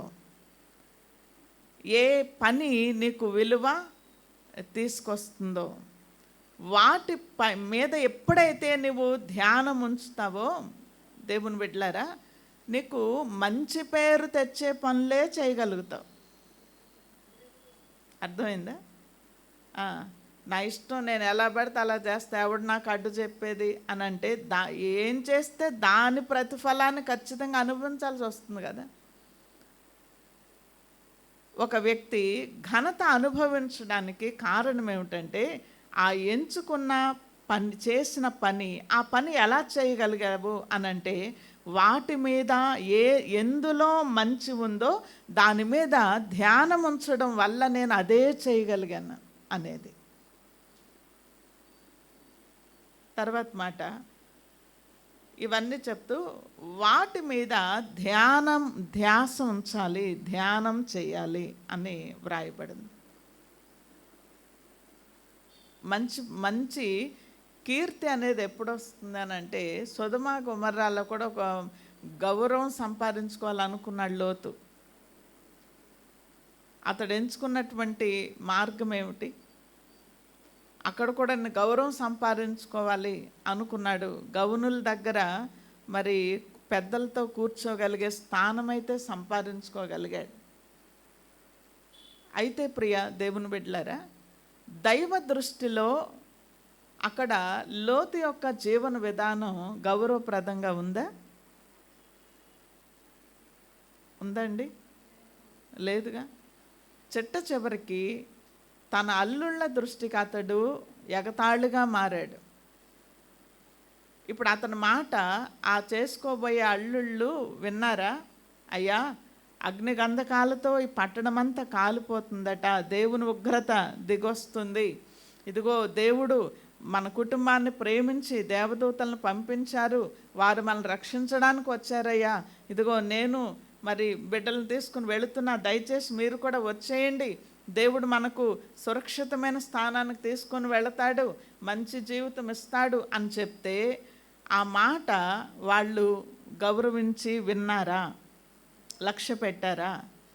అయ్యో, మరి అంత గౌరవం సంపాదించుకోవాలని కదా లోతు అంతవరకు ప్రయాసపడింది. కానీ అతడికి ఏ ప్రతిఫలం వచ్చింది అని అంటే అసలు ఎంచుకున్నటువంటి విధానమే సరి అయింది కానందువల్ల చిట్ట చివరికి అతడు సిగ్గుపడి వాళ్ళని విడిచిపెట్టి వెళ్ళాల్సి వచ్చింది.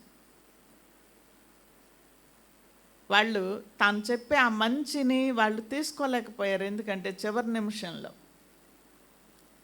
ఎప్పుడైతే, అందుకని వాక్యంలో వ్రాయబడిన విషయం ఏమిటంటే మన జీవిత దినములన్నీ కూడా ఎవరిని వెంబడించాలో ఎవరిని వెంబడించకూడదో, మనము ఏం చేయాలో ఏం చేయకూడదో, ఏ విధానంలో చేయాలో ఏ విధానంలో చేయకూడదో, అసలు వాటి మీద మనము ఒక ధ్యాస ఉంచాలనేది దేవుని వాక్యం మనకు చాలా స్పష్టంగా తెలియజేస్తుంది. కొలస్సీలకు రాసిన పత్రికలు ఉంటుంది చూడండి, 3వ అధ్యాయం 2వ వాక్యం.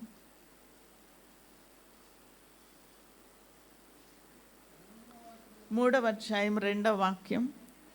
పైనున్న వాటి మీదనే కానీ భూ సంబంధమైన వాటి మీద మనస్సు పెట్టుకోవద్దు అన్నాడు. చూడండి, మనస్సు పెట్టుకోవడం అంటే ధ్యాస. అంతేకాదు వాటినే పదే పదే పదే పదే ధ్యానం చేయడం అండి. భూ సంబంధమైన వాటి మీద ధ్యానం చేస్తే, మనస్సు పెట్టుకుంటే ఏం చేయాలనిపిస్తుంది మనసుకి? ఇప్పుడు ఆ భూ సంబంధమైనవి నువ్వు దేని మీద ధ్యాస పెట్టావు అవే చేయాలనిపిస్తుంది అని చెప్పాను కదా. అందుకు మనకు ఏవి ఎలాంటి ప్రతిఫలము తీసుకొచ్చే పనులు మనం చేయాలో అసలు మొదట మన ధ్యానము, మన సమయం, మన మైండ్ అంతా దేని మీద పెట్టాలి అని వాక్యం చెప్తుందంటే పైనున్న వాటి మీదనే ధ్యానం ఉంచుకోండి అన్నాడు. హల్లెలూయా.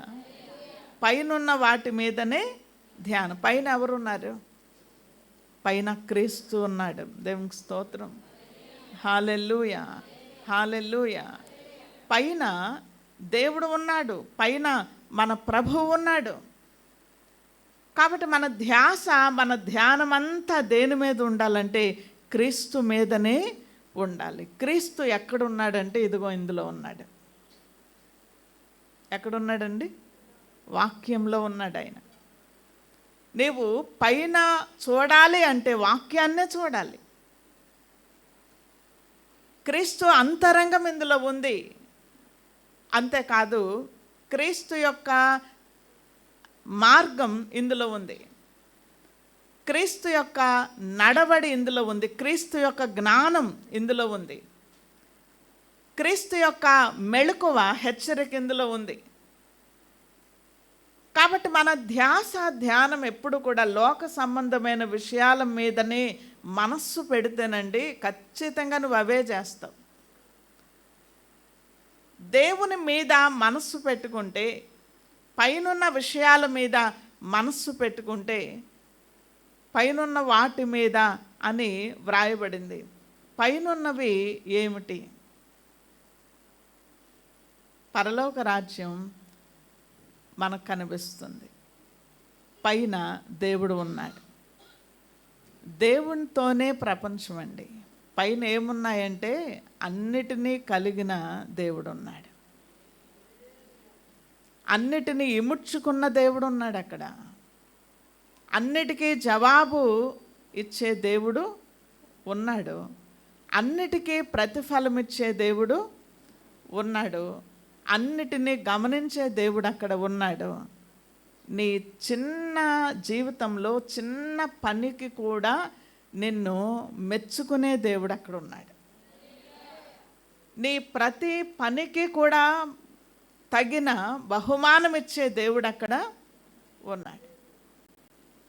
కాబట్టి ధ్యాస అనేది ఎప్పుడైనా దైవికమైన విషయాల మీద పెట్టినప్పుడు, ఆత్మ సంబంధమైన విషయాలను గురించే మనం ధ్యాస ఉంచినప్పుడు అండి, దేవుని బిడ్డలారా, నీకు నీ ధ్యాస ఏమని ఉంటుందంటే ఎప్పుడైనా నేను దేవుని ద్వారా మెప్పు పొందే వ్యక్తిగా ఉండాలి. దేవుని ద్వారా ఒక రోజున నేను ప్రశంస పొందే వ్యక్తిగా ఉండాలి. ఎందుకంటే క్రీస్తు ప్రత్యక్షమైనప్పుడు మెప్పు, మహిమ, ఘనత వస్తుందని వాక్యంలో వ్రాయబడి ఉంది కదా. మనం దేన్ని కొరకు ఎదురు చూస్తున్నాం? ఎదురు చూచేవాళ్ళు దేన్ని చూస్తారు? బస్ కోసం ఎదురు చూచేవారు ఆ బస్ స్టాప్ వైపే చూస్తారు కదండి, కదా. మరి మనం పైనున్న వాటిని ధ్యాస పెట్టామనుకోండి, అంటే దేన్ని చూస్తున్నాం మనం?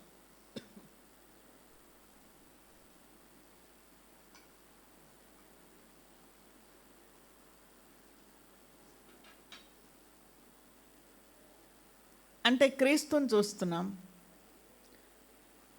ఎందుకు మన ఆలోచనలు, ఆశలన్నీ క్రీస్తు మీద ఎందుకు ఉంటాయంటే, ఈ లోకంలో నేను జీవించే జీవితానికి నువ్వు శ్రమే అనుభవిస్తావో, బాధే అనుభవిస్తావో, నిందే అనుభవిస్తావో, అవమానాలు అనుభవిస్తావో, అలాగే కష్టం చేస్తావో, ఎంత కష్టం నువ్వు ప్రయాసతోనే జీవితం అంతా కూడా గడుపుతావో, ఎందులో ఎన్ని రిస్కులు ఉన్నాయో అవన్నీ నువ్వు అనుభవిస్తావో, వీటన్నిటినీ నీకు ఒక ధ్యాస అనేది ఉంది. ఏమిటంటే, ఇదిగో నా కొరకు ప్రతిఫలము తీసుకొని రాబోతున్నాడు నా ప్రభు. అర్థమైందా? ఆయన ప్రత్యక్షమైనప్పుడు నాకు మెప్పు తీసుకొని వస్తాడు. అంటే నా క్రియలు నా ప్రభువు ద్వారా నాకు ఒక మెచ్చుకోలు నాకు తీసుకొని రాబోతున్నాయి. నా క్రియలు నా ప్రభువు నుండి నాకు మెప్పును తేబోతున్నాయి, నాకు ఘనతను తేబోతున్నాయి, నాకు బహుమానాలు తేబోతున్నాయి. కాబట్టి మన ధ్యాస అంతా దేని మీద ఉండాలి అంటే క్రీస్తు మీద ఉండాలి. దేవుని బిడ్డలారా, భూ సంబంధమైన వాటి మీద మనస్సు పెట్టుకోవద్దు అన్నాడు. ఎందుకంటే భూ సంబంధమైన వాటిని ఎంచుకున్న వాళ్ళు, భూ సంబంధమైన వాటితో మిళితమైపోయేవాళ్ళు, భూ సంబంధమైన వాటి ఆ విషయాలలోనే జీవితం అంతా కూడా ఎన్నో ఎన్నో ఎన్నో అనుకుంటారు. చాలా ఘనకార్యాలు చేశాము అని, చాలా కార్యాలు చేశాము అని, అస్సలు విరామం లేకుండా మేము కష్టపడి పైకి వచ్చాం అనే మాట లోకంలో వింటుంటారు. కష్టపడి పైకి వచ్చిన వాళ్ళు, కష్టపడి ఎదిగిన వాళ్ళు, కష్టపడి వాళ్ళు చేసిన పనులు వాళ్లకు సుఖ సంతోషాలు ఇచ్చాయేమో. ప్రియ దేవుని బిడ్డలారా, అయితే దేవుని ద్వారా చూడండి ఒక మంచి మెచ్చుకోలు వాళ్ళకి సిద్ధంగా లేదు. అక్కడ చాలా చేశాం, చాలా ఎదిగాం, ఉన్నత శిఖరాలకు వచ్చేసాం అన్నవాళ్ళు ఇవాళ వాళ్ళు దేవుని ఉగ్రతకు పాత్రులయ్యారు. దేవుని బిడ్డలారా, దేవుడు ఆజ్ఞాపిస్తే ఏం జరిగింది? వాళ్ళు చేసిన పనులన్నీ బూడిదైపోలేదా? ఇటీవల మనం విన్నాం కదా, లాస్ ఏంజల్స్లో వాళ్ళు చేసిన పనులన్నీ కూడా ఏమైపోయాయి చెప్పండి? అంతే కదా. వాళ్ళు ఎంచుకున్నవి ఏమిటి? దేని మీద ధ్యాస ఉంచారు? దేని మీద వాళ్ళ మనసు పెట్టుకొని అవి అంటే వేటి వల్ల గొప్ప పేరు వస్తుంది, మంచి పేరు వస్తుంది అని ఎంచుకున్నారు. ఎంచుకున్నటువంటి ఆ విషయమే పొరపాటు అక్కడ. ఎందుకంటే యోగ్యమైనవి కానట్టు మనకు అనిపిస్తుంది. యోగ్యమైన వాటిని ఎంచుకున్న వాళ్ళు ఒక మంచి ప్రతిఫలాన్ని ఇవాళే చూడొచ్చు, రేపే చూడొచ్చు, ఎప్పుడైనా చూడొచ్చు. అవి ఎంత చక్కని మాట వ్రాయబడింది చూడండి. మనం దేనిని ధ్యానం చేస్తామో మన జీవితాన్ని శాసించేది మన ధ్యానమే. మన మనస్సు వేటి పైన అది విశ్లేషణ చేస్తుందో మన జీవితాన్ని అదే శాసిస్తుంది. ఎంత చక్కని మాట. ఆమె చేసిన దానికి ప్రతిఫలము, ఎవరైనా చేసిన పనిని బట్టి ప్రతిఫలము ఇవ్వబడుతుందట. ఎలాంటి ప్రతిఫలం ఆమె పొందింది అనేది మనం చూస్తున్నాం. ప్రియ దేవుని బిడ్డలారా, మార్కు సువార్త 14వ అధ్యాయం 9వ వచనం. త్వరగా తీయండి. మార్కు సువార్త 14వ అధ్యాయం 9వ వాక్యం. సర్వలోకములో ఎక్కడ ఈ సువార్త ప్రకటించబడునో అక్కడ ఈమె చేసినది జ్ఞాపకార్థముగా ప్రశంసించబడునని మీతో నిశ్చయముగా చెప్పుచున్నాను. Praise the Lord. Hallelujah. Yesu ప్రభువారు ఇక్కడ బేతనియా అనే గ్రామంలో ఈ స్త్రీ ఒక అత్తరు బుడ్డి తీసుకొని వచ్చి యేసయ్య పాదాలను తడిపిందట. ఆమె ఒక అత్తరు బుడ్డి యేసయ్య పాదాలు, విలువైన అత్తరు బుడ్డి పగలగొట్టి యేసయ్య పాదాలను కడిగింది. ఆమె అభిషేకించింది, తడిపింది. అక్కడ ఆమె చేసిన పని ఎంత గౌరవించదగిన పనో యేసు ప్రభువు వారికి మాత్రమే ఎక్కువ తెలిసింది అక్కడ. దేవునికి స్తోత్రం. హల్లెలూయా. అప్పుడు దాని గురించి ఆయన అంటున్నాడు, సర్వలోకంలో ఎక్కడ ఈ సువార్త ప్రకటించబడుతుందో అక్కడ ఈమె చేసినది జ్ఞాపకార్థంగా ప్రశంసించబడును అని చెప్పారు. అబ్బా, ఇంత గౌరవము, ఇంత మంచి పేరు తెచ్చిన పనా ఇది? ఇంత కీర్తి ప్రతిష్టలు తీసుకుని వచ్చిన పని ఆమె చేసిన. అబ్బా, ఈ ఐడియా ఎలా వచ్చిందమ్మా అని అంటే, ఆమె ధ్యాస అంతా దేని మీద ఉంది? దేవుని మీదే ఉంది. కొందరు అన్నారు, అయ్యయ్యో వ్యర్థంగా కాళ్ళ మీద పోసేసిందే ఈమె, చాలా, అందులోనూ దాన్ని ఆ సువాసన చూచినప్పుడు చాలా కాస్ట్లీ మరి పెర్ఫ్యూమ్ ఇది, ఇంత ఖరీదైనటువంటిది వృధాగా పోయిందే అనుకుంటా. అంటే వాడి దృష్టి దేని మీద ఉన్నట్టు? భూ సంబంధమైనటువంటి విషయాల మీద ఉన్నప్పుడు కొన్ని లెక్కలు అలాగే ఉంటాయి. ఆత్మ సంబంధమైన దానిపైన ధ్యానం ఉంచినప్పుడు ఎందులో గౌరవం వస్తుంది, ఏది యోగ్యమైందో అది తెలుస్తుంది. ఫిలిప్పీ పత్రిక ప్రకారం ఈమెకు తెలిసిన సంగతి ఏమిటంటే, చూడండి, మరొక వ్యక్తి చెప్పిన మాట కాదు, ఈమె చేస్తున్న పనిలో ఈమెకు తెలిసినటువంటి విషయం ఏమిటంటే, ఇది చాలా దేవుడు మెచ్చుకునే పని, ఇది చాలా యోగ్యమైన పని, ఇది ఆమె ఎంచుకున్నటువంటిది. అందుకనే ఎంచుకొని ఆ పని ఆమె చేసింది. అప్పుడు ప్రభు ఒక మాట అన్నారు, ఏమనంటే, బీదలు ఎల్లప్పుడూ మీతోనే ఉన్నారు. 7వ వాక్యం చదవండి. మీకు ఇష్టమైనప్పుడెల్లా వారికి మేలు చేయవచ్చును, నేను ఎల్లప్పుడూ మీతో ఉండను. ఈమె తన శక్తి కొలది చేసి నా భూస్థాపన నిమిత్తం నా శరీరమును ముందుగా అభిషేకించెను. దేవునికి స్తోత్రం. హల్లెలూయా.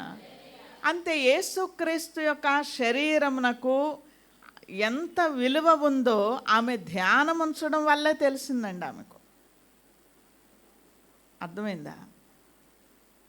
యేసుక్రీస్తు యొక్క శరీరమునకు ఎంత విలువ ఉందో ఎలా తెలిసింది ఆమెకంటే, దాని మీద ఆమె ధ్యానం ఉంచుకోవడం వల్ల, ఆయన పైన మనస్సు పెట్టడం వల్ల, అలాగే ఆత్మ సంబంధమైనటువంటి విషయాల మీద ఆమె దృష్టి ఉన్నందువల్ల ఆమెకు తెలిసినటువంటి ఆ జ్ఞానం చేత ఆమె ఆ పని చేసింది.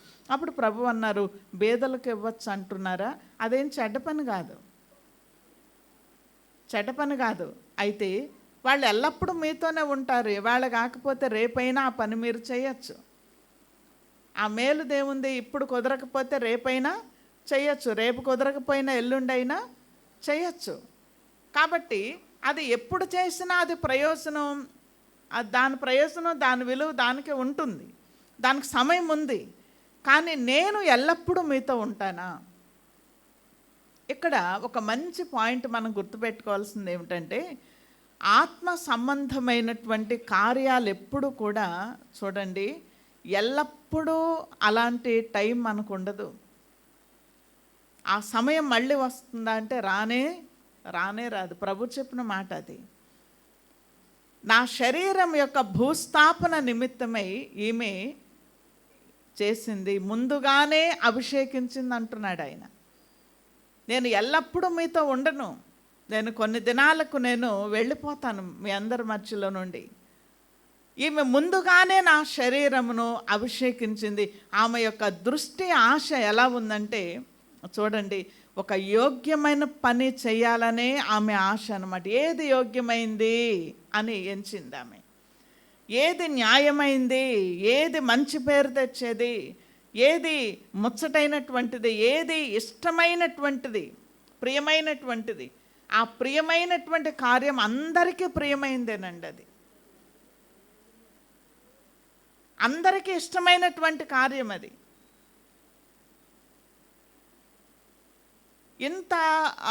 ఇంత ఆలోచన దేవుడు అక్కడ బయలుపరచడం జరిగింది. చూడండి, ఆమె ఆలోచన ఇది అని ప్రభువు చెప్తున్నారు. అబ్బా మరియా, ఇంత లోతు ఆలోచించావా,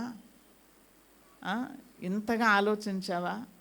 మేము పైన మంచి పనులు అంటే ఎక్కడి వరకు ఆలోచిస్తున్నామంటే, ఏదో సంచి నిండినప్పుడు అందులో కొంచెం ఎవరికైనా చెప్పండి, ఆ దేవాలయం మెట్ల మీద పేదవాళ్ళు కనిపించేవాళ్ళట, వాళ్ళకేదో చిల్లర మార్చి వాళ్ళకిచ్చేవి. ఆ మంచి పనులు అంటే వాళ్ళ ధ్యాస ఎంతవరకు భూ సంబంధమైన వాటి మీద ఉన్న ధ్యాస వల్ల చేసే పనులకు ఆత్మ సంబంధమైన విషయాల మీద మనసంతా పెట్టుకున్నప్పుడు మనకు కలిగే జ్ఞానానికి చాలా తేడా అంటే అసలు ఇది వేరు అది వేరు అని చెప్పచ్చు. మరియ యొక్క మనస్సు క్రీస్తు ప్రభు పైన ఉంది. నువ్వు ఎంత ప్రేమిస్తున్నావమ్మా అంటే, నా ప్రభువు అసలు ఆయన శరీర రూపం దాల్చి లోకానికి వచ్చిన మహాదేవుడు. అయితే నాకు కనిపించేదేంటి? నా ఎదురుగా నాకు అందుబాటులోకి ఉన్నదేమిటి, నాకు దగ్గరగా ఉందేంటి, నాకు దొరికిందేమిటి అంటే ఆయన శరీరంతో ఉండి నాకు చాలా చేరువుగా ఉన్నాడు ఆయన. కాబట్టి ఆయన శరీరంతో ఉన్నాడు కనుక ఆయన శరీరం నేను గౌరవించాలి అనుకుందామే. కొంతమందికి అది వేస్ట్ పనిలాగా అనిపించింది కదండి. దేవుని బిడ్డలారా, నీ మనసు ఏమనిపిస్తుందంటే, నీ ధ్యాస దేని మీద ఉంటే దాన్ని బట్టే మనసుకు వచ్చే ఆలోచనలు అలా వస్తాయి, అంతే. ఆమె చేసిన పని బట్టి ఆమెకు ఏం దొరికింది చెప్పండి? ఎక్కడైతే ఈ సువార్త ప్రకటించబడుతుందో సర్వలోకంలో, ఆ ప్రతి చోట కూడా ఈమె చేసినది చెప్పండి గుర్తు అంటున్నాడు. గుర్తు చేసుకుని, ఎంత గొప్ప కార్యం చేసావమ్మా అని ఆమెను గుర్తు చేసుకొని ఆమె కొనియాడబడుతుందట. ప్రజలకు అది జ్ఞాపకం వస్తుందంట. ఆమె చేసే పని జ్ఞాపకం వచ్చినప్పుడు ఆమెను గౌరవిస్తారా, గౌరవించరండి కదా? ఒక మంచి పేరా కాదండి, ఖ్యాతి ఎలా వచ్చింది ఆమెకు? ఆమె మనస్సు దేవుని మీద పెట్టడం వల్ల వచ్చే, నేను ఏం పనులు చేయాలి అని అంటే చూడండి, ఒక గొప్ప ఆలోచన ఆమెకు కలిగింది. ఏం పని చేయాలి, నేను చేసే పనులు ఎలా ఉండాలి అంటే, మనస్సు దేని మీద ఉంటే దానిని బట్టే నీవు చెప్పండి చేస్తావు. హృదయం నిండిన దాన్ని బట్టే మాట్లాడతామట. మన హృదయం దేని మీద ఎక్కువ లక్ష్యం చేస్తామో అవే మనం చేస్తాం. మనకి ఇష్టం లేని విషయాల మీద మనసు పెడతామా? మనసు పెట్టం కదా.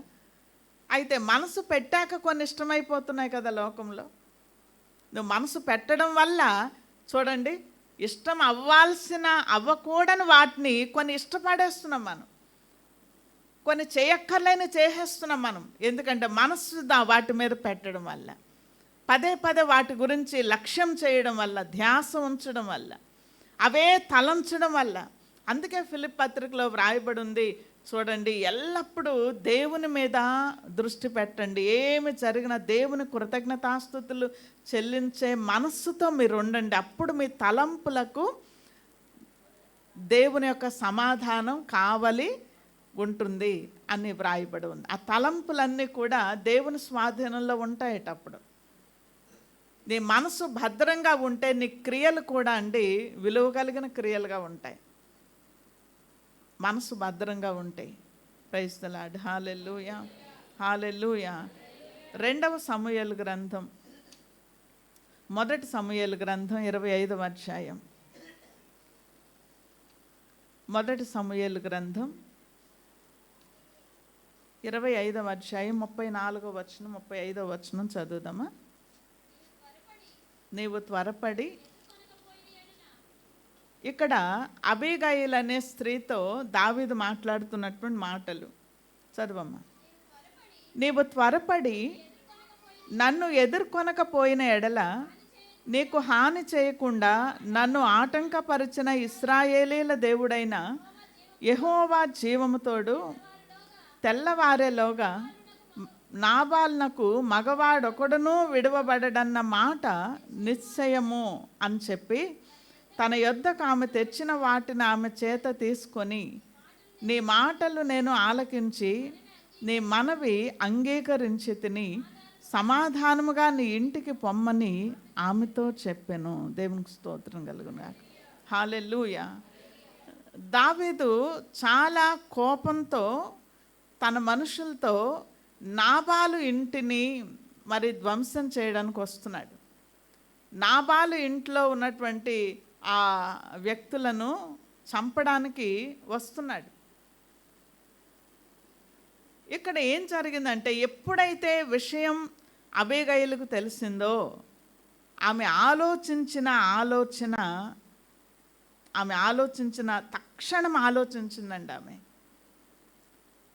ఆమె ఏం ఆలోచించింది? పనివాళ్ళు చెప్తున్నారమ్మా, మేము అరణ్యంలో ఉన్నప్పుడు వారు మా కష్టకాలంలో క్రూర మృగాలు రాకుండా వారు మాకు కావలిగా ఉన్నారు.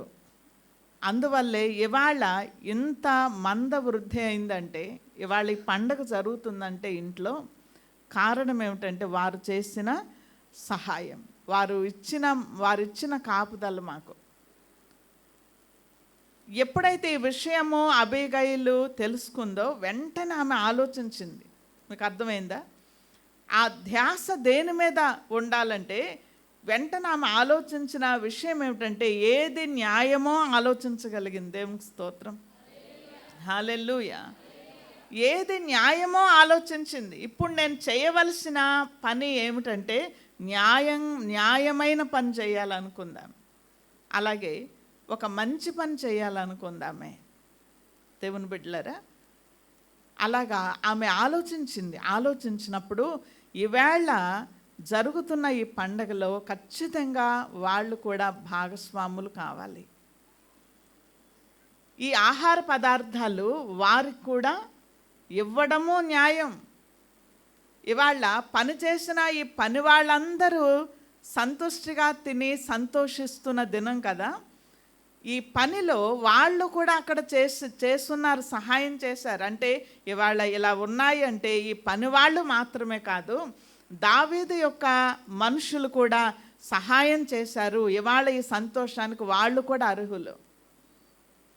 ఆమె న్యాయం ఆలోచించిందండి, న్యాయం ఆలోచించింది. ఆమె మంచి ఆలోచించింది. తక్షణం ఆమె చేసిన పని ఏమిటంటే మాట్లాడకుండా చకచక ఆహార పదార్థాలన్నిటినీ ప్యాక్ చేసింది. ఆమె గాడిదల మీద వాటిని వేసింది. ఆమె ఆ గాడిద ఎక్కి బయలుదేరింది. దావీదు ఎదురొచ్చేస్తున్నాడు. దావీదు కనపడగానే గాడిద దిగి ఆమె ఎదురుగా వెళ్ళి సాష్టాంగపడి బ్రతిమలాడుకుంటుందయ్యా, చాలా పొరపాటు మాట్లాడాడు నా భర్త, ఉద్రేకంలో మాట్లాడాడు, కానీ తప్పని ఆ తప్పు నాదని ఎంచి, దయచేసి అయ్యా నువ్వు కోప్పడద్దయ్యా, నీ దాసురాల్ని మన్నించయ్యా అని బ్రతిమలాడుకుంటున్నామే. ఆమె బ్రతిమలాడుకుంటున్నప్పుడు ఏమని చెప్తుందంటే, నన్ను ఈ మేలు చేసిన తర్వాత అంటే ఒక మంచి పని చేద్దామని నేను వచ్చానయ్యా, నేను కృతజ్ఞత చూపెడదామని నేను వచ్చాను, కాబట్టి దయచేసి నన్ను ఇవాళ కాకపోతే రేపైనా నన్ను జ్ఞాపకం చేసుకోయ్యా అంటే నీ హృదయంలో ఉన్న ఆ కోపాన్ని, ప్రతీకార ఆ మనస్సును నీలోంచి తొలగించుకోయని బ్రతిమలాడింది. అప్పుడు దావీదు చెప్పిన మాట ఏమిటంటే, అమ్మా నీవు చూపిన బుద్ధి విషయమై నీకు ఆశీర్వాదం కలుగునుగాక, నీవు త్వరపడి నన్ను ఎదుర్కొనకపోయిన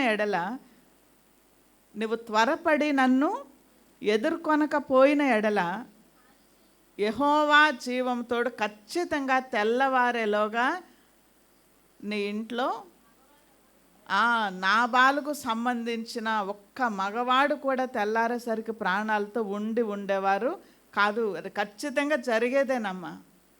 అయితే నీవు ఒక మంచి పని చేశావు, నీవు బుద్ధితో వ్యవహరించావు, అంచేత నీ మనవిని నేను స్వీకరించాను కాబట్టి నేను ఆగిపోయాను, లేదంటే జరగవలసింది ఇదే జరిగేదమ్మా అని చెప్తున్నాడు. ఈ మాటలు నీ మనవి నేను అంగీకరించాను అని చెప్పి చూడండి, ఆమె తెచ్చిన వాటిని ఆమె చేత వాటిని తీసుకొని నువ్వు సమాధానంగా తిరిగి ఇంటికి వెళ్ళమ్మా అన్నాడు. దేవునికి స్తోత్రం కలుగును గాక. హల్లెలూయా, హల్లెలూయా. ఎంత సమయస్ఫూర్తితో ఆమె చేసినటువంటి పని ఎలా చేయగలిగింది అసలు ఆమె? అంత తక్షణమే అలాంటి ఆలోచన ఆమెకి ఎలా వచ్చింది? ఆమె ఒక మంచి పని ఎలా చేయగలిగిందండి? ఆ తర్వాత అయినా తన ఇంటి వారు కానీ పనివాళ్ళు కానీ ఆమెను ప్రశంసించరా? చెప్పండి. అమ్మా నువ్వు చేసిన పని వల్ల మా ప్రాణాలు కాపాడావు అని వారందరూ కూడా ఆమెను కొనియాడరా? ఆమె చేసిన పని మంచి ప్రతిఫలమే వచ్చిందా? ఏమండి, ఏం తీసుకొచ్చింది ఆ పని? ఆ ఇంటికి క్షేమం తీసుకొచ్చింది కదా, ఆమెకు మంచి పేరు తీసుకొచ్చింది కదా. ప్రైజ్ ది లార్డ్, హల్లెలూయా. మరొక వ్యక్తిని గురించి మనం చూస్తాము. రూతు గ్రంథం 2వ అధ్యాయం 10వ వాక్యం. రూతు గ్రంథం 2వ అధ్యాయం 10వ వాక్యం. 10, 11, 12 వచనాలు చదువుదాం. అందుకు ఆమె సాగిలపడి తల వంచుకొని, ఏమి తెలిసి పరదేశినైన నా యందు లక్ష్యముంచినట్లు నీకు కటాక్షం కలిగెనో అని చెప్పగా, బోయజు, నీ పెనిమిటి మరణమైన తరువాత నీవు నీ అత్తకు చేసినదంతయు నాకు తెలియబడెను. నీవు నీ తల్లిదండ్రులను నీ జన్మభూమిని విడిచి ఇంతకు ముందు నీవు ఎరుగని జనమునొద్దకు వచ్చితివి. యెహోవా నీవు చేసిన దానికి ప్రతిఫలమిచ్చును, సురక్షితంగా ఉండునట్లు వచ్చితివి, నీకు సంపూర్ణమైన బహుమానం ఇచ్చును. దేవునికి స్తోత్రం కలుగును గాక. హల్లెలూయా. ఇక్కడ రూతు కొరకు చాలా ఒక ఆమెను గురించి మర్యాద అక్కడ జరుగుతుంది. ఆమెకు బోయజు ఆమె విషయమై మర్యాదగా ప్రవర్తించమని తన వాళ్లకు చెప్తున్నాడు. అసలు ఇంత మర్యాద, ఇంత గౌరవం నాకు ఎలా వచ్చిన ఆమెకేమో ఆశ్చర్యంగా ఉంది. ఎందుకంటే నేను ఈ ఊళ్ళో ఉన్న వ్యక్తిని కాదు, నేను ఇక్కడ నివసించిన వ్యక్తినే కాదు, నా గురించి వీళ్ళెవ్వరికి కూడా ఏమీ తెలీదు. మరి ఇంతటి మర్యాద, ఇంతటి గౌరవం నాకు ఎలా వచ్చింది అని ఆమె ఆశ్చర్యపోతుంది.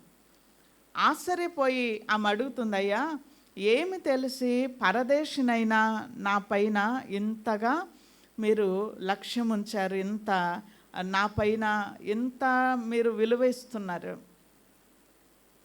నన్ను ఇంతగా పట్టించుకుంటున్నారు, ఇది నా గురించి ఏం తెలుసు అయ్యా మీకు అని అడుగుతుంది ఆమె. అప్పుడు ఆయన అంటున్నాడమ్మా, నీ భర్త చనిపోయిన తర్వాత మీ అత్తగారికి నువ్వు చేసినదంతా నాకు తెలియబడెను. ఎందుకంటే నీ తల్లిదండ్రులను జన్మభూమిని విడిచిపెట్టి ఇంతకుముందు నువ్వు ఎరుగని జనము వద్దకు నీవు వచ్చావంటే నువ్వు తీసుకున్న నిర్ణయం చాలా శ్రేష్టమైనదిగా నాకు కనపడింది. నువ్వు చేసిన పనులు, నీ విధానం, అవి వాటిని బట్టి నిన్ను గౌరవిస్తున్నామని చెప్తున్నాడు ఆయన. నువ్వు చేసిన ఆ పనులు ఖచ్చితంగా నీకు మంచి ప్రతిఫలాన్ని తీసుకొస్తాయమ్మా అన్నాడు. ఆమె చేసిన పనులు ఎలాంటి ప్రతిఫలాన్ని తీసుకొచ్చాయో మనకు రూతు గ్రంథం చివరి వరకు చదివితే మనకు అర్థమవుతుంది. దేవుని బిడ్డలారా, ఆమె ఆలోచన మార్చుకుంది కదా పూర్తిగా. ఎలాంటి ఆలోచన? నేను ఇక మోయాబులో నేను ఉండకూడదు. ఆమె మనస్సు దేని మీద పెట్టిందంటే బెత్లెహేం మీదకి మనసు మళ్ళింది ఆమెకు. బెత్లెహేం మీదకి మనసు మళ్ళింది. ఆ నయోమి ఒక మాట చెప్పింది, అమ్మ మీరు వస్తున్నారు, దారిలో మీ మనస్సు మళ్ళీ మీ స్వస్థలం వైపు, మీ తల్లిదండ్రుల వైపు, మీ జన్మభూమి వైపు, ఇక్కడున్న పరిస్థితుల వైపు, ఇక్కడున్నటువంటి సంతోషాల వైపు మీ మనస్సు మారితే మళ్ళీ మీరు వెనక్కి తిరిగి వచ్చేస్తారు కదా, అదేదో ముందే ఆలోచించుకోండి అని చెప్పింది ఆమె. చెప్తే నిజమే కదా, అదేదో ముందే ఆలోచించుకోవాలని ఆమె తేరు చూచింది ఒక ఆమె. అబ్బో ఇదే బాగుందని వెళ్ళిపోయింది. అంతటితో ఆమె చాప్టర్ అక్కడ క్లోజ్ అయిపోయింది. ఆ మాట విన్న తర్వాత ఆమె ఏం చెప్పింది ఇక్కడ రూత్ అంటే, లేదు అత్త, నా మనస్సు నీ దేవుని మీద, నీ జనము మీదకు మళ్ళింది. నేను ఇక ఎప్పటికీ వెనక్కి తిరిగి రాను నేను, ఎందుకంటే నాకు మనసు ఇక్కడ లేదు. నీవు మృతి పొందిన చోటే నేను చివరికి మృతి పొందుతాను. నీ జనమే నా జనము, నేను అక్కడే నివసించాలని కోరుకుంటున్నాను, అక్కడే నేను మరణించాలని కోరుకుంటున్నాను. నీ దేవుడే నా దేవుడు, నా ధ్యాస నీ దేవుని మీదకి మళ్ళింది. చూడండి, ఇప్పుడు ఆమె గురి అంతా, ఆమె ఆ మనసంతా దేవుని మీదకి ఎప్పుడైతే వచ్చిందో ఆమె బెత్లెహేంకి రాగలిగింది. బెత్లెహేంకి వచ్చిన తర్వాత కూడా చెప్పాను కదా, దిన ప్రారంభం, సంవత్సర ప్రారంభం, జీవితంలో వచ్చే ఆ మజిలీల ప్రారంభం కూడా ఉంటుంది మన జీవితంలో. కొన్ని పనుల ప్రారంభం, జీవిత కాలం ప్రారంభం. రూతు యొక్క ప్రారంభాన్ని కూడా ఆయన చూస్తున్నాడు. దానిని బట్టి అంటున్నాడమ్మా, నువ్వు దేని మీద మనస్సు పెట్టి దేని చేత నడిపించబడుతున్నావు, ఏమి చేస్తున్నావో, నువ్వు చేసే పనులన్నీ అసలు వింటుంటేనే నీ మీద మాకు ఎక్కువ గౌరవం పెరుగుతుందమ్మా. అదే కదా ఆయన చేసిన పని. అంత మర్యాద ఒక పరదేశి పరిగేరుకుంటున్నటువంటి ఒక అనామకురాలు మీద ఆమెకు అంత గౌరవము ఇస్తున్నాడు ఆయన. అంటే ఆమె ఆశ్చర్యపోయింది, అయ్యా ఇంత గౌరవం ఎలా అని. ఆయన చెప్పిన మాట, నీవు చేసిన పని వల్లే నీకు ఇంత గౌరవం వచ్చింది, నీ పనులే నీకు గౌరవాన్ని తెచ్చాయి అన్నాడు ఆయన. దేవుని బిడ్డలారా, ఆమె పనులే ఆమెను కొనియాడాయి. ఆ విధంగా రూతు యొక్క జీవితంలో మనం చూస్తున్నప్పుడు ఆమె ఎంత గౌరవించబడిన వ్యక్తిగా దేవుడు ఆమె జీవితాన్ని కూడా అలాగ తీసుకొని వెళ్ళాడు కదా. ప్రభు యొక్క వంశావళిలోనికి చేర్చబడింది ఆమె. దేవుని బిడ్డలారా, ఎలాగైనా జీవించవచ్చు, ఏమైనా చేయొచ్చు. ఇప్పుడు వార్పాకి ఎవరు అడ్డండి చెప్పండి? ఎవరు నడిపించేదేం లే. ఆ మనసుకు ఎలా అనిపిస్తే అలా నడుచుకుందామే. అయితే ఏ మనుష్యుడైనా కూడా ఆ మనస్సు వేటి మీద పెడతారో విచక్షణ తెలుస్తుంది మనసుకు. ఆత్మ సంబంధమైన విషయాల మీద మనస్సు పెట్టినప్పుడు నీవు ఎంచుకునే కార్యాలు, నువ్వు చేసే పనులు జీవితం మీద, అవి నీ స్వంత పనులు, నీ వ్యక్తిగత పనులు, నీ ఇంటి పనులు, లేదంటే బయట చేయాల్సిన పనులు కానీ ఎందులోనైనా కూడా ఎవరు పైన దృష్టి ఉంటుంది అంటే దేవుని పైన దృష్టి ఉంటుంది. దేవుని పైన దృష్టి ఉంటుంది. పూర్వాపరాలు ఆలోచించే పెద్దలున్నారు, జ్ఞానం ఉంటుందండి, ఆలోచన ఉందామెకు. సామెతల గ్రంథంలో చదివినటువంటి ఆ విషయాలు మనం చూస్తున్నప్పుడు అండి, ప్రియ దేవుని బిడ్డలారా, చాలా బాధ్యతలు ఆమె మీద ఉన్నాయి. ఆ బాధ్యతలన్నిటిలో కూడా ఆమె యోగ్యమైనట్లుగానే ఆమె క్రియలన్నీ ఉన్నాయి. ఎందులో డబ్బులు ఎక్కువ వస్తాయి ఇలాంటి ఆలోచనలు కాదు, లాభం వచ్చే పనులు. ఆమె వ్యాపారం చేస్తుందట, ద్రాక్ష తోట నాటిందట. కానీ ఆ లాభం వచ్చే పనిలో ఆ పని ఎంచుకున్నప్పుడు కూడా దానిలో దేని మీద దృష్టి పెట్టిందామె? డబ్బులు ఒకటే రావడం కాదు, దాని ద్వారా నాకు గౌరవం వస్తుందా లేదా, అర్థమైందా? అలాగే పొద్దున్నే లేచిందట, ఇంటి వాళ్ళకు ఆహారం సిద్ధం చేస్తుంది, పని వాళ్లకు వాళ్ళకు అవసరమైనటువంటివి అన్నీ కూడా ఆ రోజు ప్రణాళిక సిద్ధం చేస్తుంది. అయితే అందులో కూడా ఆమె చూడండి ఏం ఆలోచిస్తుందంటే, నేనేం చేస్తున్నాను నా పని వాళ్ళకు కూడా అది ఇష్టత కలిగించేటట్లుగా ఉండాలి. ఆమె ఎంచుకున్న ప్రణాళిక కూడా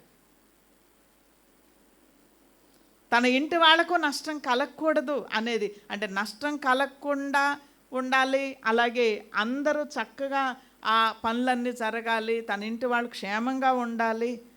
ఇలాంటివి చాలా ఉన్నాయి. చలి తగలకుండా ఉండేలాగా స్వెటర్లు అల్లుతోందట, అలాంటివి. ఇవన్నీ పనుల్లో ఏ పని చేసినా కూడా అక్కడ ఆ ఊరి గవిని యొద్ద మాట్లాడే వాళ్ళకి ఏమైనా లాభమా?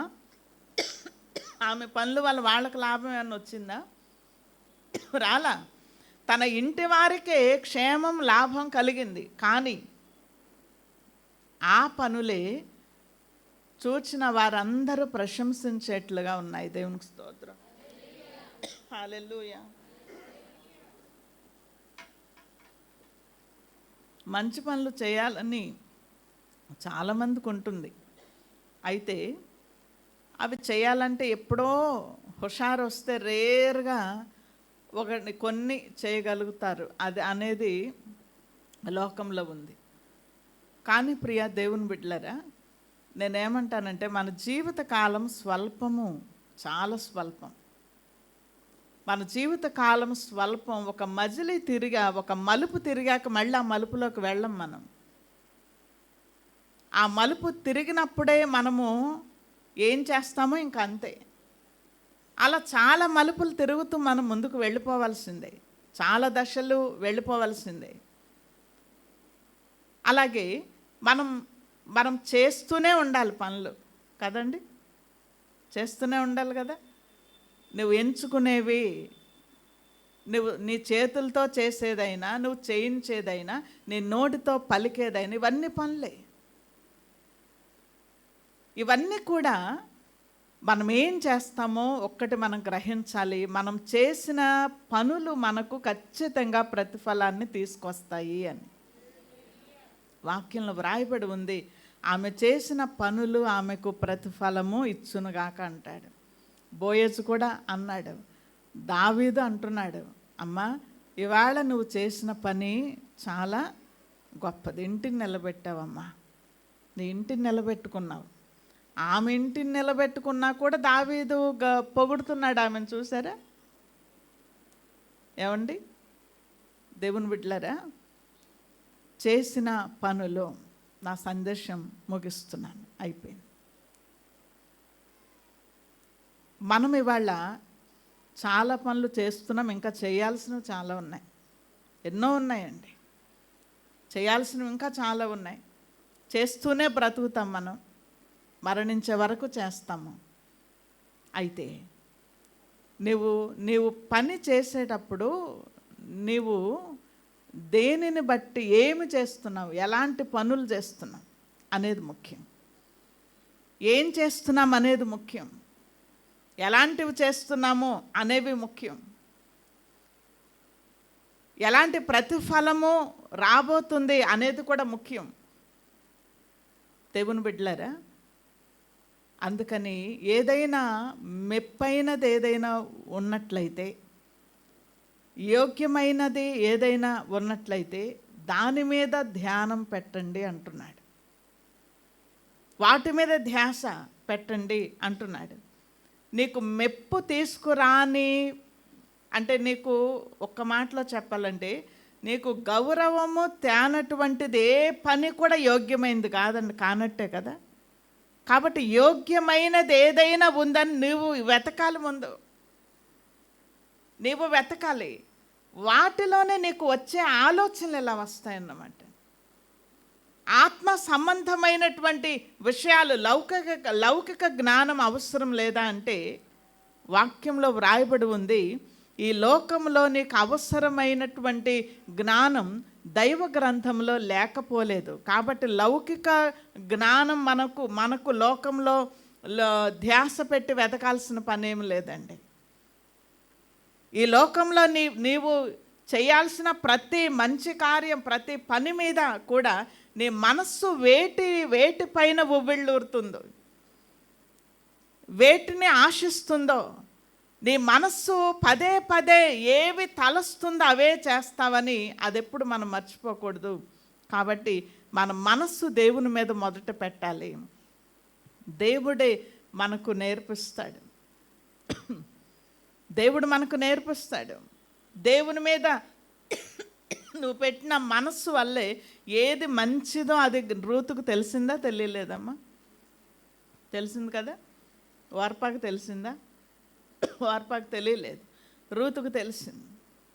ఎందుకంటే ఇక ఆమె ధ్యాస, నేను ఇశ్రాయేలీలాగానే బ్రతకాలి, ఇశ్రాయేలీల మధ్య బ్రతకాలి, ఇశ్రాయేలీల దేవుడిని నేను ఆరాధించాలి. ఇప్పుడు ఆమె మనసంతా దేవుని మీదకి మళ్ళింది. కాబట్టి దేవుని మీద ధ్యాస పెట్టినప్పుడు దేవుడిచ్చే తలంపులు, బేతని మరియకి ఇచ్చిన తలంపు ఎలాంటిది? దేవుని బిడ్డలారా, దావీదు పట్ల గౌరవ భావం పెంచుకున్నందువల్ల ఆమె ఒక గౌరవప్రదమైన పని చేయడానికి పురుకొల్పబడింది అబీగయీలు. ఇవాళ దేవుడు ఎట్టివాడో, దేవుడికి ఏం చేశాడో, దేవుని పరిశుద్ధత ఎలాంటిదో, దేవుని యొక్క పవిత్రమైన కార్యాలు ఎలాంటివో, దేవుని యొక్క మాటలు ఎంత పవిత్రమైనవో, అవి ఎంత కీర్తి కలిగినవో, అవి ఎంత న్యాయమైనవో, అవి ఎంత నిజమైనవో, నువ్వు ఎప్పుడైతే నీ మనస్సు పదే పదే అవి తలుస్తుందో, దేవుని బిడ్డలారా, నీవు చేసే పనుల్లో న్యాయమును బట్టి చేస్తా. న్యాయం ఉంటుంది. ఎప్పుడైతే న్యాయం ఉందో నువ్వు చేసిన పనిలో, అది ఎలాంటి ప్రతిఫలాన్ని నీకు అందిస్తుందండి? గౌరవం తీసుకొస్తుంది. దేవుని బిడ్డలారా, అసహ్య కార్యం కాకుండా ఇష్టం కలిగించే ఒక అందమైన రీతిలో నీ పనులు ఉన్నప్పుడు ఏమంటే మెచ్చుకోవాలి రాదా? మెప్పు రాదా? మెచ్చుకుంటారా, అసహించుకుంటారండి? చూసిన వాళ్ళు, విన్నవాళ్ళు మెచ్చుకుంటారు. ప్రభువు నీతో నాతో మాట్లాడుతున్నారు. ఈ 2025వ సంవత్సరం నువ్వు ప్రారంభించావు. అయితే మనం చాలా పనులు ఇప్పటికే చేసేసాం. ఇక మీదటైనా మనం చేసే పనులు, చేయాల్సినటువంటి పనులు మంచి ప్రతిఫలాన్ని నీకు తీసుకొని వస్తాయని గుర్తెరిగి, నీ ధ్యాస దీని మీద ఉంటే, దేవుని మీద, దేవుని యందలి భయభక్తులు కలిగిన స్త్రీ కొనియాడబడును అని వాక్యంలో వ్రాయబడి ఉంది. అందం మోసకరం, సౌందర్యం వ్యర్థము, యెహోవా యందు భయభక్తులు కలిగిన స్త్రీ కొనియాడబడును అని వాక్యంలో మనము చూస్తున్నాం. కాబట్టి అక్కడ పొగడదగింది ఏమిటండి? అందము కాదు, సౌందర్యము కాదు, ఏది కాదు. కానీ కొనియాడబడ్డానికి ఏది అందంగా కనిపించింది అంటే, దేవుని యందు భయభక్తులు కలిగిన మనుషులు చేసే పనులు అవి చాలా రమ్యమైనవిగా, అందమైనవిగా ఉన్నాయటండి.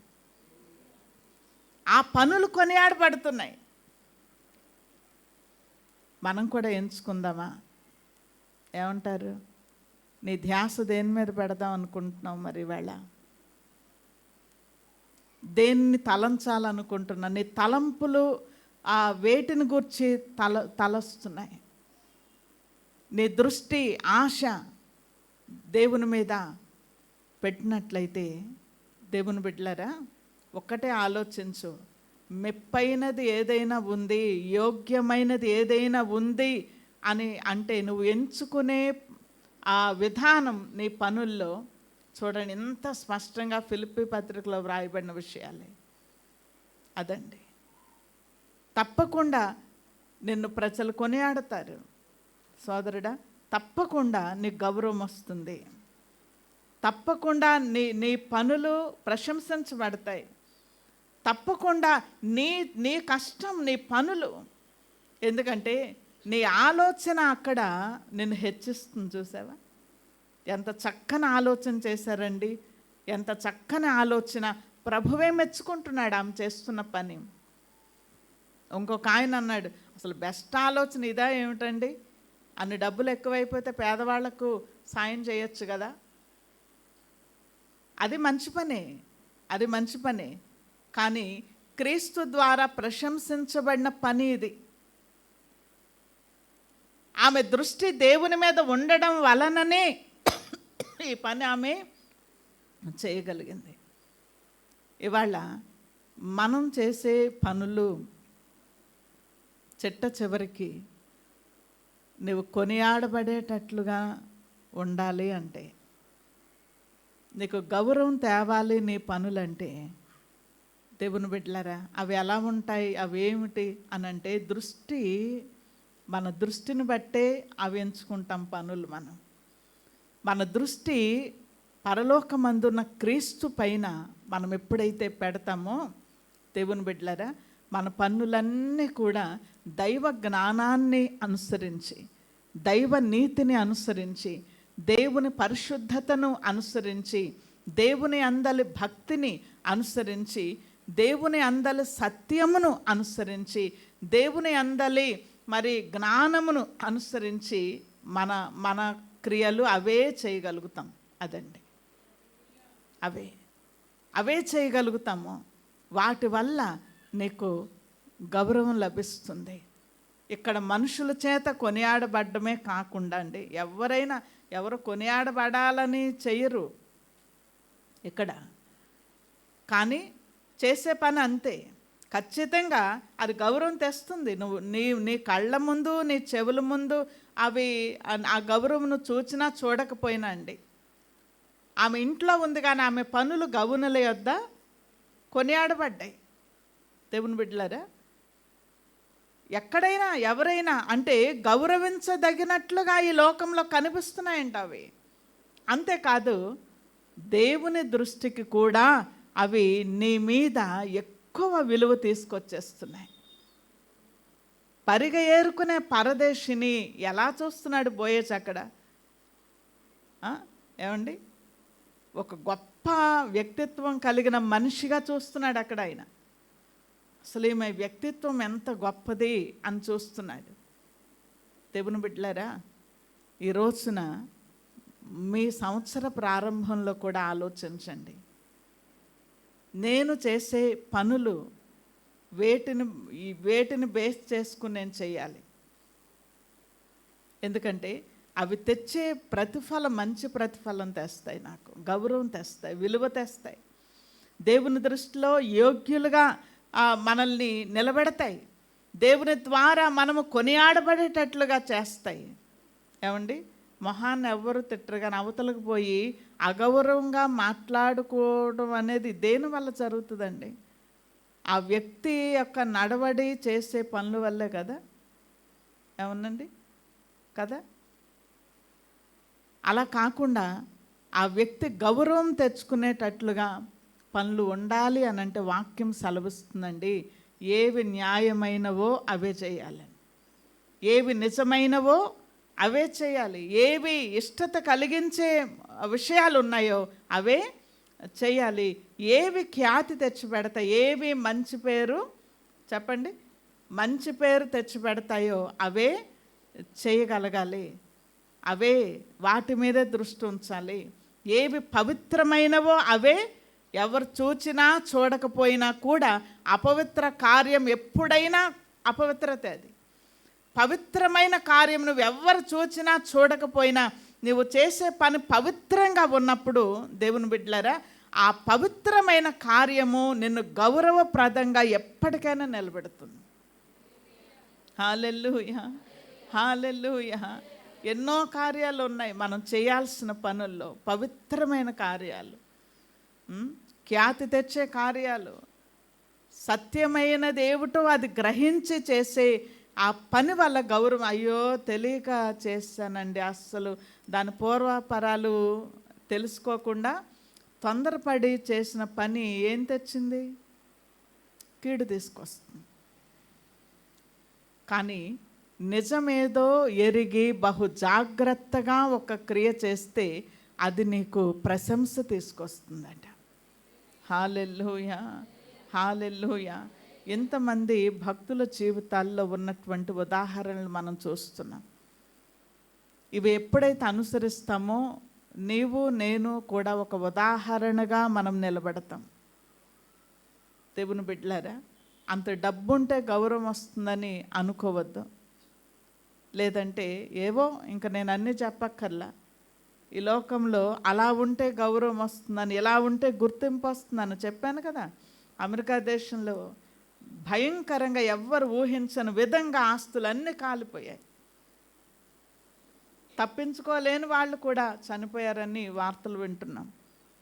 దేవుని బిడ్డలారా, దేనిని బట్టి గౌరవం వస్తుందండి? వాక్యం మనకు సెలవిస్తుంది. వాళ్ళ దేనిని బట్టి గౌరవం వస్తుంది అంటే నీ ధ్యాస, మనస్సు, నీ తలంపులు ఇవాళ వేటి మీద ఉన్నాయి. పదే పదే పదే పదే నువ్వు ఏం చూస్తున్నావో వేటిని మీద లగ్నం చేస్తున్నావు. మనస్సు వేటి మీద ఆశ కలిగి ఉన్నావో, వేటిపైన ఎక్కువ అమితమైనటువంటి ఆ ఇష్టం నువ్వు దేనిపైన కలిగి ఉంటున్నావో, నువ్వు ఆ మనస్సులో ఆ తలంపులను బట్టే నీ పనులు ఉంటాయండి. అందుకని తలంపులు దైవ చిత్తానుసారంగా మనకు రావాలంటే దేవుని బిడ్డలా, నువ్వు చేస్తున్న ప్రతి పని అండి. నేను కూడా కొంచెం మంచి పనులు చేస్తానండి, కొన్ని మంచి పనులు కాదండి, కొన్ని మంచి పనులు కాదు, చేసినవి అని మనం చదువుతున్నాం ఇప్పటివరకు ఆ రెఫరెన్స్లు అన్నిట్లో. చేసిన పనులను బట్టి, ఆమె చేసిన పనులను బట్టి ఏమేం చేసిందంటే, ఏమి చేసినా కూడా అన్ని పనులలో కూడా చూడండి ఆమె గౌరవం తెచ్చే పనులే చేసింది. చాలా పనులు ఉన్నాయి ఆమె రాసినట్టు, ఆమె రాసిన విషయాలు చాలా ఉన్నాయి. రూతు జీవితంలో చాలా ఉన్నాయి. ఒక్కొక్క పని నీ వరకు అది నువ్వు చేసి మర్చిపోయినా కూడా ఒక రోజున ఆ గౌరవం నీ దాకా తీసుకొస్తుంది. అది అవి ఏవి వృధా కావు. దేవుని బిడ్డలారా, మనం ఈ లోకంలో మనం చేసే పనులు పలువురు మరి అసహించుకునేటట్లుగా, పలువురు విమర్శించేటట్లుగా, పలువురికి అంటే విమర్శ అంటే ఇక్కడండి అది మంచిదైన దాన్ని బట్టే విమర్శించకుండా ఉంటారని కాదండి. అసూయ ద్వేషం ఉన్నప్పుడు మంచి చేసిన విమర్శిస్తారు, దాని గురించి కాదు. కానీ ఒక సత్కార్యం అనేది ఎప్పుడు ప్రశంసకే అది నిలుస్తుంది. అర్థమైందా? ప్రశంసకే నిలుస్తుంది.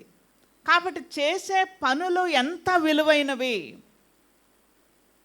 నీ దినారంభంలో మొదలుపెట్టిన పని, చిన్న పని మొదలుకొని ప్రతి చిన్న పనిలో కూడా నిన్ను విలువైన వ్యక్తిగా నిలబెట్టేది నీ పని. అందుకే చెప్పాను, గుర్తుపెట్టుకొని, చిన్నవి పెద్దవండి, దినారంభం మొదలుకొని అన్నాను, సంవత్సర ఆరంభం మొదలుకొని అన్నాను, జీవిత ఆరంభం మొదలుకొని. దేవుని బిడ్డలారా, కొన్ని తీర్మానాలు మన జీవితంలో, కొన్ని లక్ష్యాలు మనం ఏర్పరచుకుంటున్నప్పుడు ఆ లక్ష్యము ప్రారంభం మనం ప్రారంభించిన దగ్గర నుండి, ఒక తీర్మానం ప్రారంభించిన దగ్గర నుండి కూడా నీ పనులు నిన్ను కొనియాడతాయే తప్ప నిన్ను హీనపరచవు, నిన్ను అగౌరవపరచవు.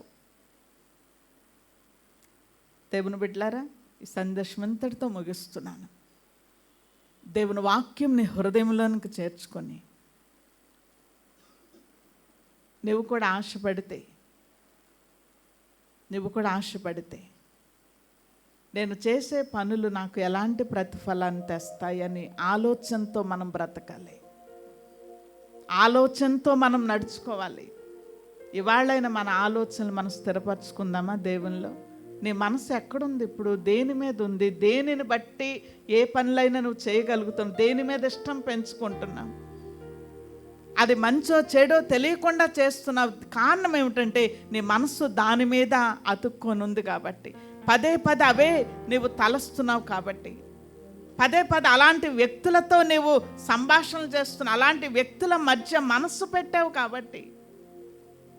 రూతు చేసుకున్న తీర్మానం అలాంటి వ్యక్తుల నుంచి, అలాంటి పరిస్థితుల నుంచి, అలాంటి ఆ వాతావరణం నుంచి నా మనస్సును బెత్లెహేం మీదకి ఆమె తిప్పుకోవాలి అనుకుందామే.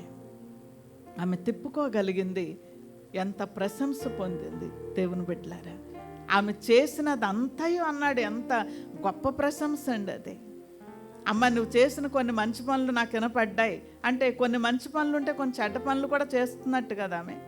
కాదు, నీవు చేసినదంతయు, నీవు చేసిన, చెప్పండి, అంతయు, నీవు చేసినదంతయు వాక్యంలో వ్రాయబడి ఉంది.